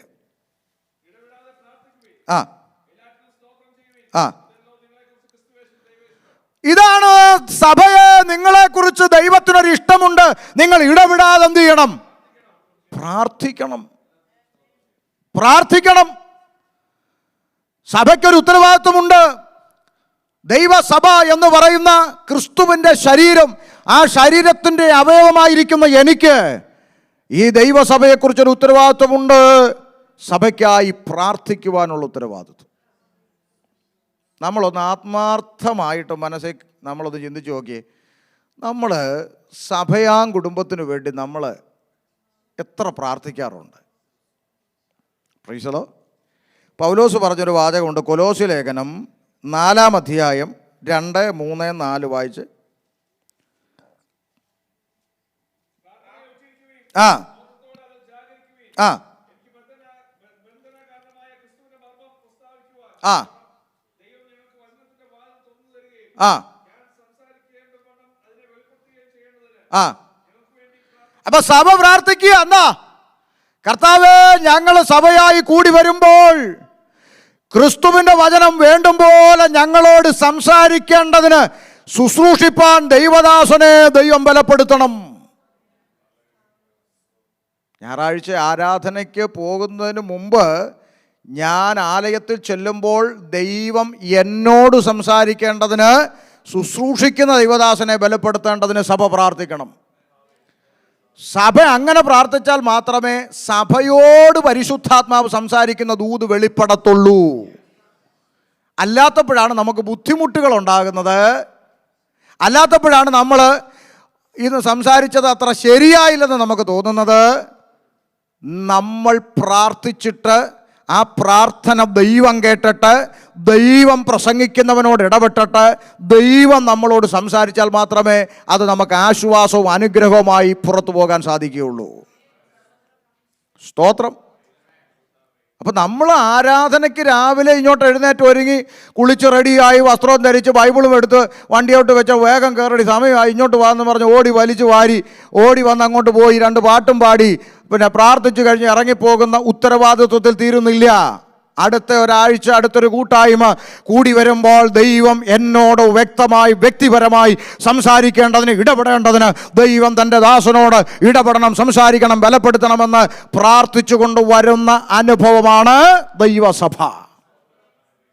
പൗലോസ് പറയും, പൗലോസിന് കൃപയില്ലാഞ്ഞിട്ടൊന്നും അല്ലല്ലോ പറഞ്ഞത്. വേണ്ടും വണ്ണം സംസാരിക്കുവാൻ എനിക്ക് വേണ്ടി നിങ്ങൾ പ്രാർത്ഥിക്കണം. സഭയുടെ വലിയൊരു ദൗത്യമാണ്. പ്രാർത്ഥനയില്ലാതെ ഒരു സഭയും നിലനിൽക്കത്തില്ല ദൈവമക്കളെ. Price the Lord. ഇന്നിപ്പോൾ ഈ എന്താ പറയുക, ഇന്നിപ്പോൾ ഈ പ്രാർത്ഥിക്കുന്നതൊക്കെ ഒരു ചടങ്ങാണ്. എനിക്ക് ഈ ചിലതൊക്കെ അങ്ങ് കാണുമ്പോൾ ദേഷ്യവും വരും, ആത്മീയ രോഷവും വരും, സങ്കടവും വരും. പ്രാർത്ഥന എന്ന് പറഞ്ഞാൽ എന്താണെന്ന് പോലും പലർക്കും ഇപ്പോഴും രക്ഷിക്കപ്പെട്ട് സ്നാനപ്പെട്ട് വർഷങ്ങളായിട്ട് പ്രാർത്ഥന എന്താണെന്ന് അറിയത്തില്ല. ഒറ്റ വാക്കി പറഞ്ഞാൽ അപ്പനോട് മക്കൾ ചോദിക്കുന്ന അവകാശമാണ് എന്ത് കാൺമീൻ നാം. സ്വർഗത്തിലെ ദൈവത്തെ അബ്ബാ പിതാവേ എന്ന് വിളിക്കാനുള്ള പുത്രത്വത്തിൻ്റെ ആത്മാവിനെ നമുക്ക് തന്നു. അപ്പനോട് മക്കൾ ഫോർമാലിറ്റി ഇടേണ്ട കാര്യമുണ്ടോ? പറ. മാത്യുജാൻ്റെ മക്കള് അപ്പനും മക്കളും തമ്മിലുള്ള ബന്ധമാണ്. അപ്പം ഈ കോളേജിൽ പഠിക്കുന്ന മോന് നാളെ ഒരു $100 കോളേജിൽ കൊണ്ട് കൊടുക്കണമെന്ന് അവർ ഡയറിക്കകത്ത് എഴുതി വിട്ടാൽ ഈ അപ്പനോട് മകൻ ഇത് അവതരിപ്പിക്കുന്നത് എങ്ങനെയായിരിക്കും? പറ. ഓരോ അപ്പനും മക്കളും തമ്മിലുള്ള ബന്ധത്തിൻ്റെ ആഴമനുസരിച്ചല്ലേ അവതരിപ്പിക്കുന്നതാണോ? ചില പിള്ളേർ നേരെ ഓടി വന്ന് മടിയെ കയറി ഇരുന്നാച്ചാ പറയുന്നത് പപ്പായേ അല്ലേ. ചിലരിങ്ങനെ ഗൗരവത്തിൽ വന്നിട്ട് പറയും പപ്പ എനിക്കൊരു കാര്യം. ഓരോരുത്തരെയും ബന്ധത്തിൻ്റെ ആഴമല്ലേ. അതോ ഇങ്ങനെ പറയൂ, പ്രിയപ്പെട്ട പപ്പായെ, ഇന്ന് പകൽക്കാലം പപ്പായോട് ഞാൻ അറിയിക്കുന്നത്, കഴിഞ്ഞ പകൽക്കാലം കോളേജ് വിട്ട് വന്നപ്പോൾ ടീച്ചറിൻ്റെ ഡയറിയിൽ എഴുതി വിട്ടിരിക്കുന്നു ഇന്ന് പകൽക്കാലം $100 കൊണ്ട് ചെല്ലണമെന്ന്. ആകയാൽ ഇന്ന് പകൽക്കാലം $100 തരണമെന്ന് പപ്പായോട് ഞാൻ മമ്മി മുഖാന്തരം അപേക്ഷിക്കുന്നു. എനിക്കിതൊന്നും മനസ്സിലായിട്ടില്ല ഇതുവരെ. Price the Lord. ഒത്തിരി ഒന്നും പറയുന്നതിലല്ല. പപ്പ എനിക്ക് ആരാ ഉള്ളേ ഒന്ന് ചിന്തിച്ചേ. ഞാൻ വേറെ ആരെടുത്ത് പോയി ചോദിക്കാനാ? ഞാൻ വേറെ ആരെടുത്ത് പോയി ചോദിക്കാനാ? എനിക്കിങ്ങോട്ട് തരണം. അവകാശത്തിൻ്റെ ആഴം അന്നേരം വെളിപ്പെടുന്നേ. Price the Lord. ചിലത് അപ്പം തരൂല. 16 വയസ്സുള്ള മോൻ നിന്നുകൊണ്ട് മാത്യുജാനോട് ഒറ്റക്കാലം നിൽക്കുക, എനിക്ക് കാറ് മേടിച്ച് തരണം. കാറ് മേടിച്ച്, ഇവിടെ എല്ലാവർക്കും കാറുണ്ട്, എനിക്ക് കാറ് മേടിച്ച് തരണം. ചിലപ്പോൾ 9 കാറ് മേടിച്ച് കൊടുക്കാനുള്ള ആസ്തി ചിലപ്പോൾ അപ്പൻ ഉണ്ടായിരിക്കുമെന്ന് ഇരിക്കട്ടെ. കൊടുക്കുമോ? പറ നിങ്ങൾ. കൊടുക്കും. ഇങ്ങനാണോ അപ്പൻ ഒരു കാറ് ചോദിച്ചേച്ച് അക്കൗണ്ടിൽ പൈസയും കൂട്ടിയിട്ട് ഉള്ളി നടക്കുക. ഒരു മോൻ ഒരു കാറ് കൊടുക്കാത്തത് സ്നേഹക്കുറവുകൊണ്ടാണോ? പറ. കാറ് കൊടുക്കും, പക്ഷേ അപ്പനൊരു ബോധ്യമുണ്ട്, അവൻ ഇപ്പോൾ ഇത് ആവശ്യമില്ല, അവൻ ആവശ്യമുള്ളൊരു സമയം വരുമ്പോൾ അവൻ ചോദിച്ചില്ലേലും അപ്പം കൊടുക്കും. പ്രാർത്ഥനയുടെ റിസൾട്ട് അങ്ങനെ. നമ്മൾ ചോദിക്കുന്ന എല്ലാത്തിനും ഒപ്പിട്ട് സാങ്ഷനാക്കി തരാനിരിക്കുന്ന പുള്ളിയല്ല ദൈവം. നമുക്ക് എന്താവശ്യമുണ്ട് എന്താവശ്യമില്ലെന്ന് അറിയുന്ന സ്വർഗത്തിലെ പിതാവ് നമ്മുടെ ആവശ്യം ന്യായമാണോ എന്ന് പരിശോധിച്ചിട്ട് അത് നമുക്കിപ്പം ആവശ്യമാണെന്ന് ദൈവത്തിന് തോന്നിയാൽ ദൈവം അത് തരും. സ്തോത്രം. ഞാൻ ശുശ്രൂഷയ്ക്ക് ഇറങ്ങിയ ആദ്യകാലം ഒരു 2 വീലർ ഉണ്ടായിരുന്നു. ആ 2 വീലറിൽ എൻ്റെ ഭാര്യ പുറകിൽ കൈക്കുഞ്ഞിനെ പിടിച്ചുകൊണ്ടിരിക്കുന്നു. അതിൻ്റെ പുറകിലെ ക്യാരിയറിൻ്റെ അകത്ത് ഗ്യാസ് കുറ്റി, നമ്മുടെ നാട്ടിലെ ഗ്യാസ് കുറ്റി വെച്ച് കെട്ടി, കയറിട്ട് കെട്ടി, പിന്നെ ഫ്രണ്ടിലൊരു ബാഗിൻ്റെ അകത്ത് കുറേ തുണിയൊക്കെ ആയിട്ട് കൊല്ലത്ത് നിന്ന് 60-65 കിലോമീറ്റർ യാത്ര ചെയ്ത് തിരുവനന്തപുരത്തേക്ക് ഇങ്ങനെ പോകും. മീറ്റിങ്ങുകൾക്കും പ്രാർത്ഥന നടത്താൻ. അന്ന് കുറച്ച് കാലം തിരുവനന്തപുരത്ത് ഒരു സഭാ ചാർജിൽ ഇരുന്നിട്ടുണ്ട്. അപ്പോൾ കൊല്ലത്തുനിന്ന് പോയി ആരാധന നടത്തും. നല്ലൊരു മഴ വീണ സമയത്ത് ഈ കൈക്കുഞ്ഞുമായിട്ട് കയറി നിൽക്കാൻ ഒരു കടത്തിണ്ണ അപ്പുറം ഇപ്പുറം നോക്കിയിട്ട് കാണാതെ, ബൈക്കല്ലയോ, ഓടിച്ച് അങ്ങോട്ടും ഇങ്ങോട്ടും നോക്കിയാൽ വന്നപ്പോഴത്തേക്ക് മഴ കംപ്ലീറ്റ് നനഞ്ഞു. അന്നേരമൊക്കെ ഭയങ്കരമായിട്ട് ഈ കുഞ്ഞിങ്ങനെ പറക്കുകയല്ലേ, കൈക്കുഞ്ഞിങ്ങനെ പറയ്ക്കുക, ഭയങ്കര മഴ. അപ്പോഴൊക്കെ തോന്നും, എൻ്റെ ദൈവമേ, ഒരു വണ്ടിയൊക്കെ തരാറായില്ലയോ? തന്നോ? തന്നില്ലെന്ന്. കാലം എത്രയാ ബൈക്കിൻ്റെ അകത്ത് സഞ്ചരിച്ചു. അതുകൊണ്ട് ദൈവത്തിന് എന്നോട് സ്നേഹമില്ലാഞ്ഞിട്ടാണോ? അല്ലെന്ന്. നമുക്ക് വേണ്ടുന്ന ഭൗതിക മേഖലയിൽ വേണ്ടുന്ന കാര്യങ്ങളൊക്കെ എപ്പോൾ തരണം, എങ്ങനെ തരണം എന്നുള്ള കാര്യങ്ങളൊക്കെ നമ്മളിവിടെ നിന്ന് ചിന്തിച്ചിങ്ങനെ നക്ഷത്രം ഇടുന്നതിനേക്കാളും നന്നായി ചിന്തിക്കുന്ന ഒരു ദൈവമാണ് നമുക്ക് സ്വർഗത്തിലുള്ളത്. അപ്പോൾ നമ്മളിവിടെ നിന്ന് വിചാരിക്കുന്നത് ഞാനിങ്ങനെ അങ്ങോട്ട് വിറപ്പിച്ച് പ്രാർത്ഥിക്കുന്നതിലാണ് ദൈവം. അങ്ങനെയൊന്നുമില്ല. പ്രാർത്ഥന നമ്മൾ നിഷ്കളങ്കമായി പറയുക, എൻ്റെ കർത്താവേ, ഞാൻ അഭിമുഖീകരിക്കുന്ന പ്രശ്നം നീ അറിയുന്നു, എനിക്ക് വേറെ ആരുമില്ല അപ്പാ. എന്തുവാ അത് അല്ലേ? ആ ഒരു ബന്ധത്തിൽ നമ്മൾ ഇങ്ങനെ അങ്ങോട്ട് പൊട്ടിച്ച് മുട്ട പോലെ ഇങ്ങനെ ഇരിക്കുന്ന കാണാം. അവിടെ അതിനേക്കാൾ വലിയ രസം ഈ പ്രാർത്ഥിക്കുന്നതിന് പലതിനും സുബോധം. നിങ്ങൾക്കറിയാം, ഞാൻ ഇനി പറയുന്ന കാര്യങ്ങൾ ചിലപ്പോൾ നിങ്ങൾ ഇപ്പോഴായിരിക്കും ശ്രദ്ധിക്കുന്നതെന്ന് എനിക്ക് തോന്നുന്നു. എന്നാൽ ഇനി നിങ്ങൾ ശ്രദ്ധിച്ചോ. ഒരു ഭാഷ ഒരിക്കൽ പറഞ്ഞു, ദേശത്തിൻ്റെ വിടുതലിനായിട്ട് നമുക്ക് പ്രാർത്ഥിക്കാം. ദുഷ്ടൻ്റെ അധീനതയിൽ നിന്ന് ജനം വിടുവിക്കപ്പെടണം, ആലയത്തിൽ ആൾ വരണം, പ്രാർത്ഥിക്കാം, എല്ലാവരും പ്രാർത്ഥിച്ചോളാൻ പറഞ്ഞു. പ്രാർത്ഥിച്ചു. ഉടനെ ഒരു അമ്മാമ്മയോട് പ്രാർത്ഥിക്കാം. അമ്മാമ്മ അങ്ങോട്ട്, താവേ സ്വോത്ര സ്വോത്ര സ്വോത്ര, ഞങ്ങൾ ഒരുമിച്ച് ദൈവങ്ങളിലേക്ക് പ്രാർത്ഥിക്കുന്നു. ദുഷ്ടനായ കർത്താവേ, ശത്രുവായ കർത്താവേ, ദേശത്തെ മുടിച്ചു ഭരിക്കുന്ന കർത്താവേ. എല്ലാം മനസ്സിലായോ? എല്ലാം മനസ്സിലായോ? ദുഷ്ടനായ കർത്താവ്, ദേശത്തെ മുടിച്ച് ഭരിക്കുന്ന. എന്താ ഈ പറയുന്നത്? കൊരിന്ത്യർ ലേഖനത്തിൽ പൗലോസ് ശ്ലീഹ എഴുതി വച്ചിരിക്കുകയാണ്, ദൈവാത്മാവിൽ ഉള്ളവരാരും അവനെ ശപിക്കില്ല. അപ്പൊ അമ്മാമ്മയുടെ ആത്മാവ് ഏതായിരുന്നു? പറ. അന്യഭാഷ കേട്ടപ്പോൾ നമ്മൾ വിചാരിച്ചത് പരിശുദ്ധാത്മാവാണെന്നോ. സുബോധമില്ല, അകത്തിരുന്നുകൊണ്ട്. അങ്ങനെ എത്ര എണ്ണം? പെട്ടെന്നൊരു മെസ്സേജ് വന്നു, നമ്മുടെ സഭയിലെ സൂസി പിന്നെ ഡെലിവറിക്കായിട്ട് ഓപ്പറേഷൻ തിയേറ്ററിലാന്ന്. ഒരാളൊന്ന് പ്രാർത്ഥിച്ച്, താവേ സൂസമ്മയ്ക്കായി ഞങ്ങൾ പ്രാർത്ഥിക്കുന്നു, ഓപ്പറേഷൻ തിയേറ്ററിലായിരിക്കുന്ന കർത്താവേ, പ്രസവത്തിനായി കിടക്കുന്ന കർത്താവേ. എത്ര വട്ടം കേട്ടിട്ടുണ്ട്? കർത്താവ് പ്രസവിക്കാൻ കിടക്കുകയെന്ന്. പ്രസവത്തിനായി കിടക്കുന്ന കർത്താവേന്ന്. അപ്പോൾ ഈ വിഷയം എന്താണെന്ന് വെച്ചാൽ, ഈ എക്സ്പ്രസ് പോലെ പോകുമ്പോൾ അടുത്ത വാക്ക് കിട്ടാതെ വരുമ്പോൾ ഗ്യാപ്പ് ഫില്ല് ചെയ്യാൻ വേണ്ടി ഇടയ്ക്ക് ആരെ കയറ്റുന്ന? എന്തിനാ ഇതിൻ്റെ ആവശ്യം? ശാന്തമായി പറഞ്ഞുകൂടെ, കർത്താവ് ഞങ്ങളുടെ പ്രിയ സഹോദരി ഇന്ന അവസ്ഥയിൽ കിടക്കുന്നു, സ്വർഗത്തിലെ ദൈവം. അങ്ങനെ പറഞ്ഞാൽ കർത്താവ്, ഓ ഇത് പോരാ, അങ്ങനെ പറയുമോ? അപ്പോൾ ആ ബന്ധത്തിൻ്റെ ആഴം. നമ്മൾ ചുമ്മാ എന്തെങ്കിലും പ്രാർത്ഥിക്കുന്നില്ല, പ്രാർത്ഥന. Price the Lord. ബന്ധത്തിൻ്റെ ആഴം അനുസരിച്ചാണ് നമ്മൾ പ്രാർത്ഥിക്കുന്നത്. അപ്പനോട് മക്കൾ ചോദിക്കുന്ന അവകാശമാണ് പ്രാർത്ഥന. ഇനി കർത്താവ് പറഞ്ഞു, നിങ്ങൾ പ്രാർത്ഥിക്കുമ്പോൾ യാചിക്കുന്നത് ലഭിച്ചു എന്ന് അങ്ങനെയും വേണം, വിശ്വസിക്കണം, എന്നാൽ അത് നിങ്ങൾക്ക് ഉണ്ടാവും. പക്ഷേ നമ്മളീ പലരും പ്രാർത്ഥിക്കുന്നത്, ഞാനീ പറയുന്നത് ഇനി ശ്രദ്ധിച്ചോണം. നമ്മളീ പലരും പ്രാർത്ഥിക്കുമ്പോൾ അവസാനം പറയുന്നൊരു കാര്യമുണ്ട്, പ്രാർത്ഥന കേട്ടതിനായി പറ. എന്താ അതിൻ്റെ അർത്ഥം? സ്തോത്രം എന്ന് പറഞ്ഞാൽ എന്താ? നന്ദി. പ്രാർത്ഥന കേട്ടതിനായി, എൻ്റെ പ്രാർത്ഥന കർത്താവ് എന്ത് ചെയ്തു? കേട്ടു. കേട്ടതിനായി നന്ദിയും പറഞ്ഞു. അടുത്ത വാക്ക് പറയുന്നത് കേട്ടോണം. പ്രാർത്ഥന കേട്ടതിനായി സ്തോത്രം. യേശു നാമത്തിൽ പ്രാർത്ഥിക്കുന്നു, കൃപയോടെ കേൾക്കണം പിതാവേ. നേരത്തെ കേട്ടില്ലേ? പിന്നെ എന്തിനാ നന്ദി പറഞ്ഞേ? സ്ഥിരം പരിപാടിയായി കാണുന്നേ. പിണങ്ങി. ഈ മനുഷ്യൻ വിളിച്ചു വന്നതല്ല, ഞാൻ അങ്ങോട്ട് വിളിച്ചതാ. പ്രൈസല്ലോ. ശ്രദ്ധിച്ചേ, പ്രാർത്ഥന നമുക്കിങ്ങനെ പറയാം, പ്രാർത്ഥന കേട്ടതിനായി സ്തോത്രം, യേശു ക്രിസ്തുവിൻ നാമത്തിൽ തന്നെ. അല്ലെങ്കിൽ യേശുവിൻ്റെ നാമത്തിൽ പ്രാർത്ഥിക്കുന്നു, കൃപയോടെ കേൾക്കണം പിതാവേ എന്ന് പറഞ്ഞതിന് ശേഷം പ്രാർത്ഥന കേട്ടതിനായി സ്തോത്രം. രണ്ടും ഭംഗിയാ. ഇത് രണ്ടുമല്ല. പ്രാർത്ഥന കേട്ടതിനായി സ്തോത്രം, യേശു നാമത്തിൽ പ്രാർത്ഥിക്കുന്നു, കൃപയോടെ കേൾക്കണം പിതാ. ഇതങ്ങ് പറഞ്ഞങ്ങ് ശീലിക്കുക. എല്ലാവരും പ്രാർത്ഥിക്കുന്നു, ഞാനും പ്രാർത്ഥിക്കുന്നു. ഇങ്ങനെ പ്രാർത്ഥിച്ചിട്ട് മറുപടിയില്ല. എന്താ? ഇത് വിശ്വാസമില്ല ഈ പ്രാർത്ഥനയിൽ. വിശ്വാസം കൂടെ വെളിപ്പെടണം. വാക്കുകൾ മാത്രം വെളിപ്പെട്ടാൽ പോരാ. പ്രാർത്ഥനയിൽ സ്തോത്രം. ഇതൊക്കെ നമ്മൾ ചിന്തിച്ചിട്ട് പോലും ഇല്ലാതെ അങ്ങനെയൊക്കെ ഉണ്ട്. പ്രാർത്ഥിക്കും നമ്മൾ ചുമ്മാ കിടത്തിങ്ങനെ ഒപ്രാളപ്പെട്ട് തുന്നും വിറപ്പിക്കുന്നതിലൊന്നും കഥയൊന്നുമില്ല. നമ്മൾ പ്രാർത്ഥിക്കുന്നത് സുബോധത്തോടെ, ആ ബന്ധം. ഇനി എനിക്ക് ഇപ്പോഴും മനസ്സിലാകാത്ത വേറൊരു കാര്യം കൂടെ പറഞ്ഞ് അടുത്ത ചിന്തയിലേക്ക് വരാം. പിന്നെ ഈ നമ്മുടെ ബീജാനെ തന്നെ എടുക്കാം. ബീജാനും മോനും, അപ്പനും മോനും ഉണ്ട്. ഓക്കെ, ഈ അപ്പൻ ഈ മോനോട് മിണ്ടൂല. അപ്പൻ മോനോട് മിണ്ടത്തേയില്ല. പുള്ളി ഒന്നും മിണ്ടുകയില്ല. അപ്പോൾ ഈ മോന് ഇങ്ങനെ ഒരു ചിന്തയുണ്ട്, എനിക്ക് ഒരു കാറ് വേണം, പപ്പ ഇത് മേടിച്ച് തരുമോ ഇല്ലയോ എന്ന് മോനൊന്ന് അറിയണം. പക്ഷേ പപ്പ പുള്ളിയോട് എന്ത് ചെയ്യൂല?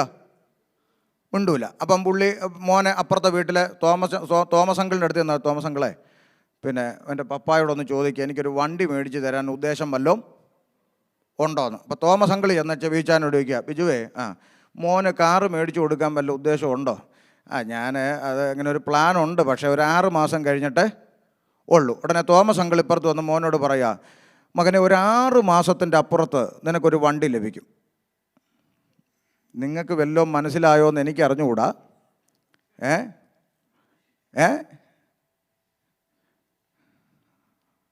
പുത്രത്വത്തിൻ്റെ ആത്മാവിനെ അവൻ നമുക്ക് തന്നു.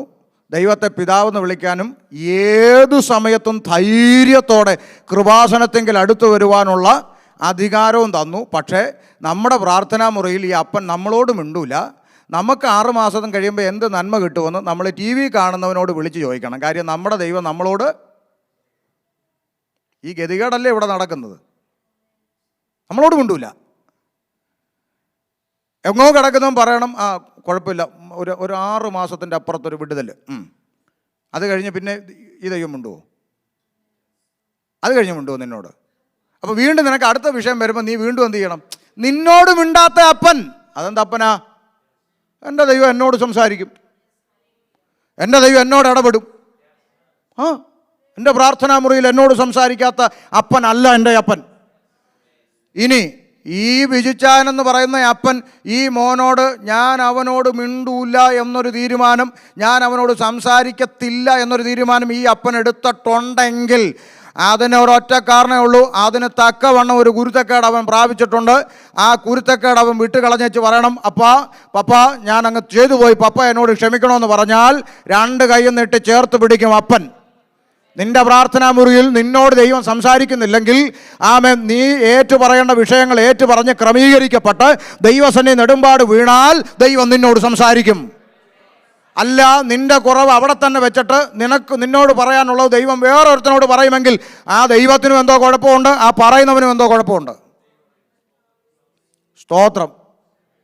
മനസ്സിലാക്കി? പ്രാർത്ഥന നമുക്ക് ഇടപെടാനുള്ള ലൈസൻസ്, ദൈവവുമായിട്ട് നമുക്ക് ഇടപെടാനുള്ള ലൈസൻസ് അല്ലേ ദൈവം നമുക്ക് തന്നേ. ഇടപെടാതെ പ്രാർത്ഥിച്ചോ? കേൾക്കാൻ ഒരുത്തൻ ഇല്ലെങ്കിൽ പ്രാർത്ഥിക്കാൻ പറയുമോ? പറ.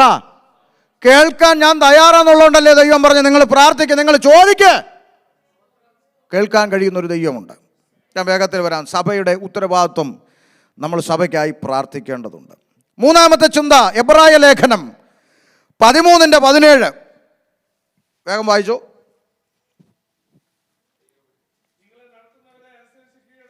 ഇച്ചിരി ബുദ്ധിമുട്ടാ, നിൽക്കട്ടെ, ഒന്ന് വായിച്ച എല്ലാവരും ഇത്. ദൈവസഭയോട് പറയുക, നിങ്ങളെ നടത്തുന്നവരെ അനുസരിച്ച് എന്ത് ചെയ്യണം? ദൈവസഭ ശുശ്രൂഷകന് കീഴടങ്ങിയിരിക്കണം. നടക്കുന്ന കാര്യമാണോ ഈ പറയുന്നത്? സ്തോത്രം. ദൈവസഭ ശുശ്രൂഷകന് കീഴടങ്ങിയിരിക്കണം. എന്തുകൊണ്ടാ? അവര് ആകയാൽ നിങ്ങളുടെ അടുത്തത് അവർ നിങ്ങളുടെ ആത്മാവ് നിത്യതയിലെത്തിയില്ലെങ്കിൽ, നിങ്ങളുടെ ആത്മാവ് നിത്യതയിലെത്തിയില്ലെങ്കിൽ അതിൻ്റെ ഉത്തരവാദിത്വം പറയേണ്ടത് സഭയുടെ ശുശ്രൂഷകനാണ്. കണക്ക് കൊടുക്കണം. അതുകൊണ്ട് അവർ ജാഗരിച്ചേ പറ്റൂ. വിശ്വാസിയെ സംബന്ധിച്ച് അവർക്ക് ഇടപെട്ടേ പറ്റൂ, അവർ ജാഗരിച്ചേ പറ്റൂ. പക്ഷെ അവരത് ഞെരങ്ങിക്കൊണ്ട് ചെയ്യാൻ നിങ്ങൾ ഇടയാക്കരുത്. സന്തോഷത്തോടെ ചെയ്യാൻ ഇടയാക്കണം. സഭ ശുശ്രൂഷകന് അതിനൊക്കെ ഞാൻ പറയും, അതിനൊക്കെ നല്ല ഉദാഹരണം TPM-കാരെ ആ വിഷയത്തിൽ ഒരു കോക്കാമ്പീച്ച നടക്കുകയല്ല. ഡോക്ടറാട്ടെ, എൻജിനീയറാട്ടെ, ജഡ്ജി ആട്ടെ, വക്കീലാട്ടെ, അവിടെ ചെന്ന് കഴിഞ്ഞാൽ ഐ ആം ഡോക്ടർ. ഡോക്ടറാണെ വല്ല ക്ലിനിക്കിലും പോയിട്ടോ മര്യാദയ്ക്ക് അവിടെ ഇരിക്കാൻ പറയും. മനസ്സിലായോ? അത് നിങ്ങൾക്ക് ഇച്ചിരി ബുദ്ധിമുട്ടുള്ള കാര്യമാണെന്ന് എനിക്കറിയാം. സഭാ ശുശ്രൂഷകന് കീഴടങ്ങിയിരിക്കണം. തിമോത്തിയോസിൻ്റെ ലേഖനത്തിൽ 1 തിമോത്തിയോസ് 5:17 എന്താ പറഞ്ഞത്? 5:17 നന്നായി ഭരിക്കുന്ന മൂപ്പന്മാര്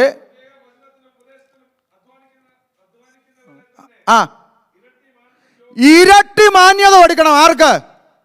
നന്നായി ഭരിക്കും. നമ്മളെങ്ങനെയാ പറയുന്നത്? പാസ്റ്ററൊക്കെ പാസ്റ്ററാ, പക്ഷെ എന്നെ കൂടുതൽ ഭരിക്കാനൊന്നും അയ്യോ, ഈ പുള്ളി എന്നെ വിളിച്ചതായിരുന്നെങ്കിൽ പറഞ്ഞു കൊടുത്ത് കൊണ്ടുവന്നെന്നൊക്കെ പറയായിരുന്നു. അങ്ങനൊരു വകുപ്പില്ല. കാരണം ഞാൻ ഇന്ന് ന്യൂയോർക്കിൽ പോകാനിരുന്നതാണ്. സ്തോത്രം. അതുകൊണ്ട് ഞാൻ പറയാം, ഇത് വചനമാണ്. സഭ ശുശ്രൂഷകന് കീഴടങ്ങിയിരിക്കണം. ശുശ്രൂഷകൻ നന്നായി ഭരിക്കുന്നവനായിരിക്കണം. Price the Lord. അങ്ങനെയാ. ഇരട്ടി മാന്യത്തിന് ഇപ്പം നിങ്ങൾ മനസ്സിലോട്ട് ചിലപ്പോൾ ഒരു ചോദ്യം ഓടി വരും, പക്ഷേ അങ്ങനെയാണ് ശുശ്രൂഷകൻ്റെ ഭാഗത്ത് നിന്ന് എന്തെങ്കിലും കുഴപ്പം വന്നാലോ ഞങ്ങളതെല്ലാം സഹിക്കണോ? അല്ലല്ല. 5-ാം അധ്യായം 19-ാം വാക്യം വായിച്ചു. 2-3 സാക്ഷികൾ മുഖേനയല്ലാതെ മൂപ്പൻ്റെ നേരെ അന്യായം എടുക്കരുത്. അപ്പം ശുശ്രൂഷകൻ്റെ ഭാഗത്തുനിന്ന് വീഴ്ച കണ്ടാൽ 2-3 പേരെ കൂട്ടിക്കൊണ്ട് ശുശ്രൂഷകന് ബോധ്യം വരുത്തണം. ആ ശുശ്രൂഷകൻ അത് ബോധ്യം വന്നിട്ട് തൻ്റെ വീഴ്ച വിട്ട് തിരിയുന്നില്ലെങ്കിൽ അവൻ രക്ഷിക്കപ്പെട്ടവനല്ല. രക്ഷിക്കപ്പെടാത്തവൻ്റെ സഭയിലിരുന്ന് നീ കൈയടിച്ച് സ്വർഗരാജ്യത്തിൽ പോകാതെ നശിച്ചു പോകുന്നതിനേക്കാൾ നല്ലത് തിരുത്തപ്പെടാത്തവൻ്റെ സഭയിൽ നിന്ന് നീ മാറിപ്പോക്കോണം. രക്ഷിക്കപ്പെട്ടവനാണെങ്കിൽ ആ വിഷയത്തിൽ തിരുത്തൽ വരുത്തും. എൻ്റെ ആടുകൾക്ക് ബുദ്ധിമുട്ടുണ്ടായി, ന്യായമായൊരു കാര്യം അവർ വന്ന് എന്നോട് പറഞ്ഞു, വചന വെളിച്ചത്തിൽ അത് പരിശോധിച്ചപ്പോൾ അത് ശരിയാണെന്ന് ബോധ്യപ്പെട്ടു. ആ ഒരു അനുഭവമാണ് സഭ. അല്ല പ്രസംഗത്തിനിടയിൽ പാസ്റ്റർ ആ പറഞ്ഞത് നോ. സ്തോത്രം. പണ്ട് ഞാൻ അടൂർ ഒരു സഭയിൽ പ്രസംഗിച്ചുകൊണ്ട് നിന്നപ്പോൾ ദൈവസഭയ്ക്കകത്ത് എലക്ഷൻ ഇല്ല, സെലക്ഷനേ ഉള്ളെന്ന് പറഞ്ഞു. അത് പറഞ്ഞിട്ട് ദൈവത്തിൻ്റെ എലക്ഷനല്ല, സെലക്ഷൻ. സഭയ്ക്കകത്ത് പരിശുദ്ധാത്മാവ് സെലക്ട് ചെയ്യണം. അത് കുറഞ്ഞവനായാലും കൂടിയവനായാലും കറുത്തവനായാലും വെളുത്തവനായാലും അവനെ കീഴ്പ്പെട്ടിരിക്കുക എന്നുള്ളതാണ് ഉത്തരവാദിത്വം. ഇത് പറഞ്ഞപ്പം പുറകിൽ നിന്ന് ഒരാൾ പറഞ്ഞു, പാസ്റ്റർ ആ പ്രസ്താവന പിൻവലിക്കണമെന്ന് പറഞ്ഞു. ഇരിയടാ അവിടെ എന്ന് പറഞ്ഞു. അയാൾ ഇങ്ങോട്ട് ചോദിച്ചതിനേക്കാൾ 10 ഇരട്ടി ഫോഴ്സ് ഞാൻ പറഞ്ഞു, ഇരിയടാ അവിടെ എന്ന് പറഞ്ഞു. ഈ 1 മണി വരെ സമയം എൻ്റെ, ഞാൻ പറയും നീ കേൾക്കും, അതിന് ബുദ്ധിമുട്ടാണ്, ഇറങ്ങി പോകാൻ പറഞ്ഞു. യോഗം കഴിഞ്ഞേച്ച് എന്നോട് വന്ന് സംസാരിക്കണം, കൈ ബൈബിൾ ഉണ്ടായിരിക്കണം, വാക്യം തരണം. തെറ്റായിപ്പോയെങ്കിൽ പരസ്യമായി സഭയോട് മാപ്പ് പറയും. സഭയിൽ ശുശ്രൂഷ നടക്കുമ്പോൾ മിണ്ടരുത് എന്ന് പറഞ്ഞു. പ്രസംഗം കഴിഞ്ഞപ്പോൾ ആ ഏരിയ പുള്ളിയെ കാണാനില്ല. ഒന്നും ചോദിക്കാൻ വേണ്ട, ആൾ കളിക്കാൻ ശ്രമിക്കുന്നു. ആ പരിപാടിയല്ല ദൈവസഭ. ആമേൻ. സിസ്റ്റമുണ്ട്. ദൈവസഭയ്ക്ക് സിസ്റ്റമുണ്ട്. കുത്തഴിഞ്ഞ പുസ്തകമല്ല സഭ. ഞാൻ വേഗത്തിൽ പറഞ്ഞു നിർത്തുക. ഇനി ആ 5-ാം അധ്യായം തുടങ്ങുമ്പോൾ പൗലോസ് പറഞ്ഞ 1-2 വാക്യം കൂടെ ഒന്ന് വായിച്ചേ. 1-ാം അധ്യായം 1-ാം വാക്യം 2-ാം വാക്യം ഒന്ന് വായിച്ചേ.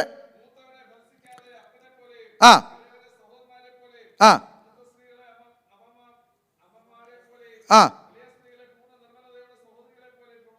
ആ കണ്ടോ? ആമേൻ. സഭയ്ക്കകത്ത് മറ്റൊരു സിസ്റ്റവും കൂടെ പറയണം. എന്താ പറഞ്ഞത്? ഇളയവരെ സഹോദരിമാരെ പോലെ കാണാൻ, മൂത്ത സ്ത്രീകളെ അമ്മമാരെ പോലെ കാണാൻ സഭയെ പഠിപ്പിക്കണം. എൻ്റെ ദൈവമക്കളെ, നിങ്ങൾക്കറിയാമോ, പണ്ട് നമ്മുടെ പിതാക്കന്മാരുടെ കാലത്ത് ഒരു സഭയിൽ നിന്ന് വിവാഹം കഴിക്കാൻ അനുവദിക്കില്ലായിരുന്നു. അറിയോ? എന്താ? സഭയിൽ വരുന്ന കുഞ്ഞുങ്ങളെ പഠിപ്പിച്ചത് ഇവരെല്ലാം നിൻ്റെ സഹോദരന്മാരാണെന്ന്. പെൺകുഞ്ഞിനോട് പറയും ഇതെല്ലാം നിൻ്റെ സഹോദരന്മാരാ. ആൺകുഞ്ഞിനോട് പറയും ഈ ഇളയവർ നിങ്ങളുടെ സഹോദരിമാരാ. മൂത്ത സ്ത്രീകളെ ബഹുമാനത്തോടെ അമ്മയുടെ സ്ഥാനത്ത് കാണണമെന്ന് പഠിപ്പിച്ചിരുന്ന കാലം, ആ കാലമൊക്കെ പോയില്ലേ? ഇപ്പം കല്യാണം കഴിക്കാൻ വേണ്ടിയാ പലതും സഭയിൽ വരുന്നത്. 3 മാസം നീ അപ്പുറത്തിരി, ഞാൻ ഇപ്പുറത്തിരിക്കുക, എന്നിട്ട് നമുക്ക് 3 മാസം കഴിയുമ്പം പാഷ കൊണ്ട് കെട്ടിക്കാം. 3 മാസം വരെ കർത്തൃമേശ അവിടുന്ന് ഇങ്ങനെ ഭക്തിയോടെ വരുമ്പോഴും ഇവിടെ 2 എണ്ണം ഇരുന്ന് കണ്ണും കണ്ണും. ഓ, നിങ്ങൾ പിണങ്ങി. സഭയ്ക്കകത്ത് സഭയുടെ നമ്മുടെ കുഞ്ഞുങ്ങൾ സഭയിൽ വരുമ്പോൾ ആ കുഞ്ഞുങ്ങൾ സുരക്ഷിതരായിരിക്കണമെങ്കിൽ, നമ്മുടെ കുഞ്ഞുങ്ങളെ നമ്മുടെ സഭയിലെ യൂത്തിൻ്റെ കൂടെ ഒരു പെൺകുഞ്ഞിനെ നമ്മൾ പറഞ്ഞയക്കുമ്പോൾ, ഒരു ക്യാമ്പിന് പറഞ്ഞയക്കുമ്പോൾ, ഒരു മീറ്റിങ്ങിന് പറഞ്ഞയക്കുമ്പോൾ, നമ്മുടെ കുഞ്ഞുങ്ങൾ ആ കുഞ്ഞുങ്ങളുടെ കൂടെ അവർ സുരക്ഷിതരായിരിക്കുമെന്ന ബോധ്യം നമുക്ക് വേണമെങ്കിൽ സഭയ്ക്കകത്ത് കൃത്യമായ പഠിപ്പിക്കലുണ്ടായിരിക്കണം. നിൻ്റെ അടുത്തിരിക്കുന്നത് നിൻ്റെ സഹോദരന്മാരാണ്, നിൻ്റെ സഹോദരിമാരാണ്. അല്ലാത്ത ദുരിതങ്ങളൊക്കെ ഒത്തിരി നമ്മൾ കണ്ടിട്ടും കേട്ടിട്ടുമുണ്ട്, അതിലോട്ടൊന്നും ഞാൻ പോകുന്നില്ല. പക്ഷേ ഈ പഠനം ഇല്ലാത്തത് കൊണ്ടാണ് ആ പരാജയം അവിടെ സംഭവിക്കുന്നത്. ഒരു ശുശ്രൂഷകൻ നിലപാടെടുക്കണം. ഒരു സഭയിൽ നിന്ന് ഒരു സഭയിൽ ഒരുമിച്ച് ആരാധിക്കുന്നവരെ വിവാഹം കഴിപ്പിക്കുന്ന പരിപാടി ഇവിടെ ഇല്ല. സ്തോത്രം. അത് പഠിപ്പിക്കാൻ പറഞ്ഞു. അല്ലെങ്കിൽ വിശുദ്ധ കർത്തൃമേശ നടക്കുമ്പോഴും കണ്ണും കണ്ണും നോക്കുന്ന അനുഭവം ഉണ്ടാകും. Praise the Lord. അതുകൊണ്ട് അതിൻ്റെ 6-ാം വാക്യത്തെ എഴുതി വെച്ച് 5-ന്റെ 6 വായിച്ച് നിർത്താം. വായിച്ചോ. നമ്മുടെ പിള്ളേരെയൊക്കെ ഈ വാക്യം ഒന്ന് പറഞ്ഞ് പഠിപ്പിക്കണം കേട്ടോ. കാമുകിയായവളോ ജീവിച്ചിരിക്കെ തന്നെ ചാത്തവൾ. അപ്പോൾ കാമുകനോ ജീവിച്ചിരിക്കെ തന്നെ ചത്തവൻ. വ്യത്യാസം എന്താ? ഒരു വാക്യത്തിൻ്റെ അപ്പുറത്തെ സൈഡ് അങ്ങനെയല്ലേ? കാമുകിയായവളോ ജീവിച്ചിരിക്കെ ചത്തവൻ, കാമുകിയായവനോ ജീവിച്ചിരിക്കുമ്പോൾ ചത്തവൻ അല്ലേ? ഈ ജീവിച്ചിരിക്കുമ്പോൾ തന്നെ ചത്തവളെന്ന് പറയാനുള്ള കാര്യം എന്താ? സഭയ്ക്കകത്ത് ഒരു കാമുകി ഉണ്ടായാൽ അവൾ അവസ്ഥ എന്താണെന്നാണ് ഈ പറയുന്നത്? എന്താ? ചത്ത് കിടക്കുക. ഒരു പെണ്ണ് ചത്ത് കിടക്കുക. പെറ്റതള്ള അവിടെ ഇരുന്ന് കരയുക, എൻ്റെ പൊന്നു മോളെ. അപ്പൻ അപ്പുറത്തിരുന്ന് കരയുക, എൻ്റെ മോളെ. സഭക്കാരെല്ലാം കണ്ണ് നിറഞ്ഞിങ്ങനെ നിൽക്കുകയാണ്. നാട്ടുകാരെല്ലാം ഒന്ന് കരയുക. എന്നാലും ഈ പെങ്കൊച്ചിന് ഇങ്ങനെ വന്നല്ലോ, എല്ലാവരും കരയുക. ഇതാരെങ്കിലും ഇവരെല്ലാം നിലവിളിക്കുന്ന ഇവൾ അറിയുന്നുണ്ടോ? പറ. അവൾ ചത്ത് കിടക്കുക, അവൾ അറിയുന്നുണ്ടോ? ഇല്ല. ഇതാ കാമുകിയുടെ അവസ്ഥ. പെറ്റതള്ള കരയുക, എടി വേണ്ടടി മക്കളെ, ഇതൊന്നും നമുക്ക് പറഞ്ഞു വേണ്ടടി. ചത്ത് കിടക്കുക. പെറ്റ തന്ത അവിടെ ഇരുന്ന് കരയുക, അവൾക്ക് ഇതൊന്നും മൈൻഡല്ല, ചത്ത് കിടക്കുക. സഭ മുഴുവൻ ഉപവസിച്ച് കരയുക, അയ്യോ സഭയ്ക്ക് ദോഷം വരല്ലോ, മോശമൊന്നും സംഭവിക്കല്ലോ. ഈ ആരുടെയും കരച്ചിൽ ഇവക്ക് അറിയണ്ട, അവളെ ചത്ത് കിടക്കുക. അതാ കാമുകി. വ്യവസ്ഥയില്ലാത്ത ബന്ധങ്ങളിൽ ചെന്ന് ചാടി കാമുകനും കാമുകിയായിട്ടിരിക്കുന്നവനൊക്കെ ചത്തതാണെന്നാണ് പറഞ്ഞു. ചത്തത്. സ്തോത്രം. വാക്കുകൾ വിരാമം കുറിക്കാൻ നിങ്ങൾ ആദ്യത്തെ സന്തോഷമൊന്നും ഇപ്പോൾ കാണുന്നില്ല. അതുകൊണ്ട് വേഗത്തിൽ ഞാനങ്ങ് അവസാനിപ്പിക്കാനായിട്ട് ചിന്തിക്കുകയാണ്. അപ്പോൾ കാമുകിയായവളോ ജീവിച്ചിരിക്കെ തന്നെ ചത്തവൾ. അപ്പം സഭയുടെ ഉത്തരവാദിത്വം പറഞ്ഞത് സഭ ശുശ്രൂഷകന് കീഴ്പ്പെട്ടിരിക്കണം, നടത്തുന്നവർക്ക് കീഴ്പ്പെട്ടിരിക്കണം. ഒരു വാക്കും കൂടെ പറഞ്ഞിരിക്കാം. സഭയോടുള്ള ബന്ധത്തിൽ നമ്മൾ കൊടുക്കുവാൻ മടിക്കരുത്. പൈസ കൊടുക്കുന്ന കാര്യം പറഞ്ഞു തുടങ്ങി പുള്ളി. ഇനിയിപ്പം പൈസയുടെ കാര്യം മാത്രമല്ല പറഞ്ഞത്. സഭയ്ക്ക് കൊടുക്കുന്ന പൈസ മാത്രമല്ല, സഭയ്ക്ക് വേണ്ടി എന്തും ഏതുമായി തീരാനുള്ള കാഴ്ചപ്പാടുള്ളവനായിരിക്കണം രക്ഷിക്കപ്പെട്ടവൻ. അതൊരു ആത്മീയ ശുശ്രൂഷയാകട്ടെ, ഒരു പ്രവർത്തന പൈസ. പിന്നെ ദശാംശം കൊടുക്കുന്ന കാര്യം പറയാനാണ് ഷമീർ പാസ്റ്റർ നിൽക്കുന്നതെങ്കിൽ പിന്നെ പാസ്റ്ററിന് ഇച്ചിരി സന്തോഷം വരാൻ വേണ്ടിയായി പുള്ളി അത് പറയുന്നത് നിങ്ങൾക്ക് ധാരണ ഉണ്ടെങ്കിൽ പാസ്റ്ററിനെ വിഷമിപ്പിക്കുന്ന ഒരു കാര്യം ഞാൻ പറയട്ടെ. ദശാംശം എന്ന് പറഞ്ഞൊരു ഉപദേശം പുതിയ നിയമസഭയ്ക്കില്ല. ഉണ്ടെന്നൊരു അരമുറി വാക്യം കൊണ്ട് തെളിയിക്കാൻ ഉള്ളവരുണ്ട്. യോഗം കഴിഞ്ഞ് എൻ്റെ അടുത്ത് വാ, ഞാൻ സംസാരിക്കാം. ഇന്ന് പോകുന്നില്ല, എന്തായാലും 2 ദിവസം ഇവിടെ ഉണ്ട്, പോകുന്നില്ല. ദശാംശം എന്ന് പറയുന്ന ഉപദേശം പുതിയ നിയമസഭയ്ക്ക് ഇല്ല. പാസ്റ്ററെ സന്തോഷിപ്പിക്കാൻ വേണ്ടി അത് പറയാൻ വന്നേ അല്ലല്ലോ ഞാൻ. അല്ല, ദശാംശം എന്ന് പറയുന്നത് പഴയ നിയമത്തിൽ ലേവ്യ പുരോഹിതന്മാരോട് പറഞ്ഞ ഉപദേശമാണ്. എൻ്റെ പശ്ചാത്തലമൊക്കെ നിങ്ങൾക്കറിയാം. പക്ഷേ ആ ലേവ്യ പുരോഹിതന് ദശാംശത്തിൻ്റെ കാര്യം പഠിപ്പിച്ചപ്പോഴും പറഞ്ഞു, ഇത് വീട്ടിൽ കൊണ്ടുപോയി നീയും ഭാര്യയും മക്കളും കൂടെ തിന്നോണം എന്നല്ല പറഞ്ഞു. ദേശത്തിലെ അനാഥകർക്കും പരദേശികൾക്കും വിധവകൾക്കും വീതിച്ചു കൊടുക്കണമെന്നും കൂടെ പറഞ്ഞിട്ടുണ്ട്. കൊടുക്കുമോ ഇന്ന് ദശാംശം പേടിക്കുന്ന പാസ്റ്റർമാരാരെങ്കിലും? പിന്നെ ഇപ്പോൾ പുതിയ നിയമസഭയ്ക്ക് ദശാംശമല്ല, പിന്നെന്താ? വചനം പഠിക്കുന്നവൻ പഠിപ്പിക്കുന്നവന് സകല നന്മയിലും പറ. അപ്പം നിങ്ങൾ മനസ്സിൽ പറയാം, വേണ്ട വേണ്ട, അതിലും നല്ലത് എന്ത്? ഷെയർ കൊടുക്കണമെന്ന്. ഷെയർ അതിലും നല്ലത് എന്താ? വേണ്ട പാസ്റ്റർ ദശാംശം പ്രസംഗിച്ചാൽ മതി. ശരിയായത് പഠിപ്പിച്ചാൽ കുടുങ്ങും. ശരിയായത് പഠിപ്പിച്ചാൽ കുടുങ്ങും. വചനം പഠിപ്പിക്കുന്നവന് സകല നന്മയിലും ഓഹരി കൊടുക്കണം, ഷെയർ കൊടുക്കണം. ഇനി എങ്ങനെ കൊടുക്കണം? അതിനും വ്യവസ്ഥയുണ്ട് പുതിയ നിയമത്തിൽ. അതിനും വ്യവസ്ഥയുണ്ട്. എങ്ങനെ കൊടുക്കണം? പ്രാപ്തിയുള്ളതുപോലെയും പ്രാപ്തിക്ക് മീതയും കൊടുക്കാം. നിനക്ക് എന്തോ ദൈവം തന്നിട്ടുണ്ടോ ആ പ്രാപ്തിക്കനുസരിച്ച് നിനക്ക് കൊടുക്കാം. 10-1 20-1 കണക്കൊന്നും ഇല്ല. കൊടുക്കാൻ തോന്നിയോ കൊടുത്തേക്കണം. ഒന്ന്. ഇനി കൊടുക്കുന്നതിൻ്റെ രണ്ടാമത്തെ വ്യവസ്ഥ, നിർബന്ധത്താൽ അരുത്. നമ്മുടെ ബിൽഡിങ്ങിൻ്റെ പ്രോജക്റ്റിലേക്ക് തോമസ് കുട്ടിച്ചായൻ ഒന്നും തന്നിട്ടില്ല. ഈ പരിപാടി പാടില്ല. നിർബന്ധത്താൽ അരുത്. മനസ്സോടെ കൊടുക്കുന്നവനെ ദൈവം സ്നേഹിക്കുന്നു. വ്യവസ്ഥയാ പറഞ്ഞേ. ആമേൻ. അവനവന് പ്രാപ്തിയുള്ള പോലെ കൊടുക്കണം, മനസ്സോടെ കൊടുക്കണം, നിർബന്ധത്താൽ അരുത്. പലിശക്കെടുത്ത് കൊടുക്കാനും വ്യവസ്ഥയില്ല. നീ കടം മേടിച്ച് ചർച്ചയിൽ കൊടുത്തു, കടക്കാരൻ വീട്ടിൽ വരുമ്പം ദൈവം എന്നാലും നിൻ്റെ വേലയ്ക്ക് വേണ്ടി കൊടുത്ത് നിന്നോട് ദൈവം പറഞ്ഞാൽ പലിശക്കെടുത്ത് കൊടുക്കാൻ ഇല്ല. പ്രാപ്തിയുള്ളതുപോലെ നീ കൊടുക്ക്, മനസ്സോടെ കൊടുക്ക്. പ്രാപ്തിക്ക് മീതെ ഉണ്ടോ കൊടുക്ക്. കണക്ക് വെച്ചല്ല ദൈവവേലയ്ക്ക് കൊടുക്കേണ്ടത്. പക്ഷേ നമ്മൾ രക്ഷപ്പെട്ട് കിടക്കുന്നത് ദശാംശം എന്ന് പറഞ്ഞൊരു സാധനം ഉള്ളത് കൊണ്ട് നമ്മൾ രക്ഷപ്പെട്ട് കിടക്കുക. 10-1 കൊടുത്താൽ മതിയല്ലോ. അതുകൊണ്ട് സന്തോഷം, നിങ്ങൾക്കും സന്തോഷം, നമുക്കും സന്തോഷം. ഇവിടെ ഓഹരിയൊക്കെ കൊടുക്കണമെന്ന് പഠിപ്പിച്ചാൽ ഇമ്മണി വലയും. അതിന് വേറെ വാക്യങ്ങളും വ്യവസ്ഥകളും ഒക്കെ ഉണ്ട്. അതൊക്കെ പഠിപ്പിച്ചാൽ ഇച്ചിരി വിഷമിക്കും. ആഴ്ചയിൽ ചരതിച്ച് വെക്കേണ്ടതിനെക്കുറിച്ച് എഴുതിയിട്ടുണ്ട്, അതും പറഞ്ഞാൽ വിഷമിക്കും. ഇതൊന്നും പറയുന്നില്ല. പകരം മനസ്സോടെ കർത്താവിൻ്റെ വേലയ്ക്ക് കൊടുക്കുക. സഭയുടെ ഉത്തരവാദിത്തങ്ങളുണ്ട്. ഇനിയും ഉണ്ട് സഭയുടെ ഉത്തരവാദിത്വം. സമയം അവിടെ കാണാവുന്നതുകൊണ്ട് താൽക്കാലികമായി നിർത്തുന്നു. സഭയുടെ ഉത്തരവാദിത്വം ദൈവസ്നേഹം അല്ലേ? സഭയുടെ ഉത്തരവാദിത്വം തമ്മിൽ സ്നേഹിക്കണം. ഒരു വാക്ക് പറഞ്ഞിരിക്കാം. യോഹന്നാൻ തൻ്റെ ലേഖനത്തിൽ ഇങ്ങനെ പറഞ്ഞു, സഹോദരനെ പകയ്ക്കുന്നവനെല്ലാം കൊലപാതകനാണ്. അതിന് ചേർത്ത് ഒരു വാക്കും കൂടെ പറഞ്ഞു, യാതൊരു കൊലപാതകനും നിത്യജീവൻ ഉള്ളിൽ വസിച്ചിരിപ്പില്ല എന്ന് നിങ്ങൾ അറിയുന്നുവല്ലോ. അപ്പോൾ ഒരു ക്വസ്റ്റ്യൻ പറഞ്ഞു ഇരിക്കുക. നിത്യജീവൻ ഇല്ലാത്തവൾ കാഹളം ധ്വനിച്ച പറക്കുവോ ഇല്ലയോ? പറ. നിത്യജീവൻ ഉണ്ടെങ്കിൽ നിത്യതയെ കർത്താവിനോട് പഠിക്കുക. നിത്യജീവൻ ഇല്ലെങ്കിൽ നിത്യമരണത്തിൽ കിടക്കാം. നിത്യജീവൻ ഇല്ലെങ്കിൽ കർത്താവിനോടുകൂടെ പോകുമെന്നാ ചോദിച്ച പറ. പോകത്തില്ല. നിത്യജീവൻ ഇല്ലാത്ത ആർക്കാന്ന് പറഞ്ഞു? കൊലപാതകിക്ക്. ആർക്കാ? കൊലപാതകിക്ക്. ആരാ കൊലപാതകി? എത്ര കൊലപാതകി നമ്മുടെ ചർച്ചിലുണ്ട്?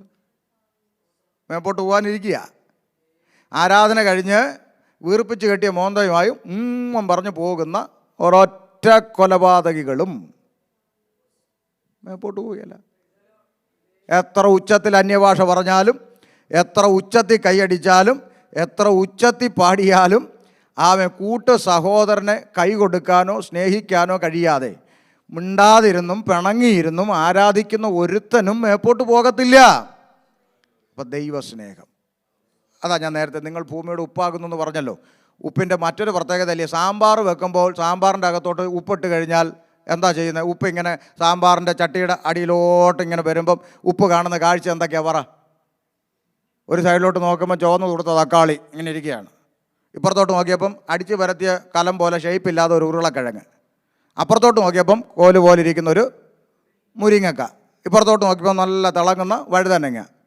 അപ്പോൾ ഇറങ്ങി വരുന്ന ഉപ്പ് പറയുക, ഓ തക്കാളി, ഉള്ളിയോടൊന്നും ഞാൻ ചേരത്തില്ല. പറയുമോ? പറ. ഇല്ല. ഏതെടുത്ത് കടിച്ചു നോക്കിയാലും ഉപ്പ് കാണും. ദൈവസ്നേഹത്തിൽ അലിഞ്ഞു ചേരുക എന്നുള്ളതാണ്. ആട്ടെ, കർത്താവിൻ്റെ സഭയായി നമ്മൾ ആയിരിക്കുന്നെങ്കിൽ, ക്രിസ്തുവിൻ്റെ ശരീരമാണ് ഞാനെന്ന ബോധ്യമുണ്ടെങ്കിൽ, കേവലം ഒരു കെട്ടിടത്തിലല്ല ഞാൻ വന്നിരിക്കുന്നത് എന്ന തിരിച്ചറിവ് നമുക്കുണ്ടെങ്കിൽ, സഭയുടെ ഉത്തരവാദിത്വങ്ങൾ തിരിച്ചറിഞ്ഞേറ്റെടുത്തുകൊണ്ട് കർത്താവിൻ്റെ വരവിനായി ഒരുങ്ങിപ്പാർപ്പാൻ ദൈവം നിങ്ങളെ അനുഗ്രഹിക്കട്ടെ എന്ന് ഓർപ്പിച്ച് ഈ പ്രബോധനത്തിൽ നിന്നിരിക്കുന്നു. ദൈവം നമ്മെ അനുഗ്രഹിക്കട്ടെ. God bless you.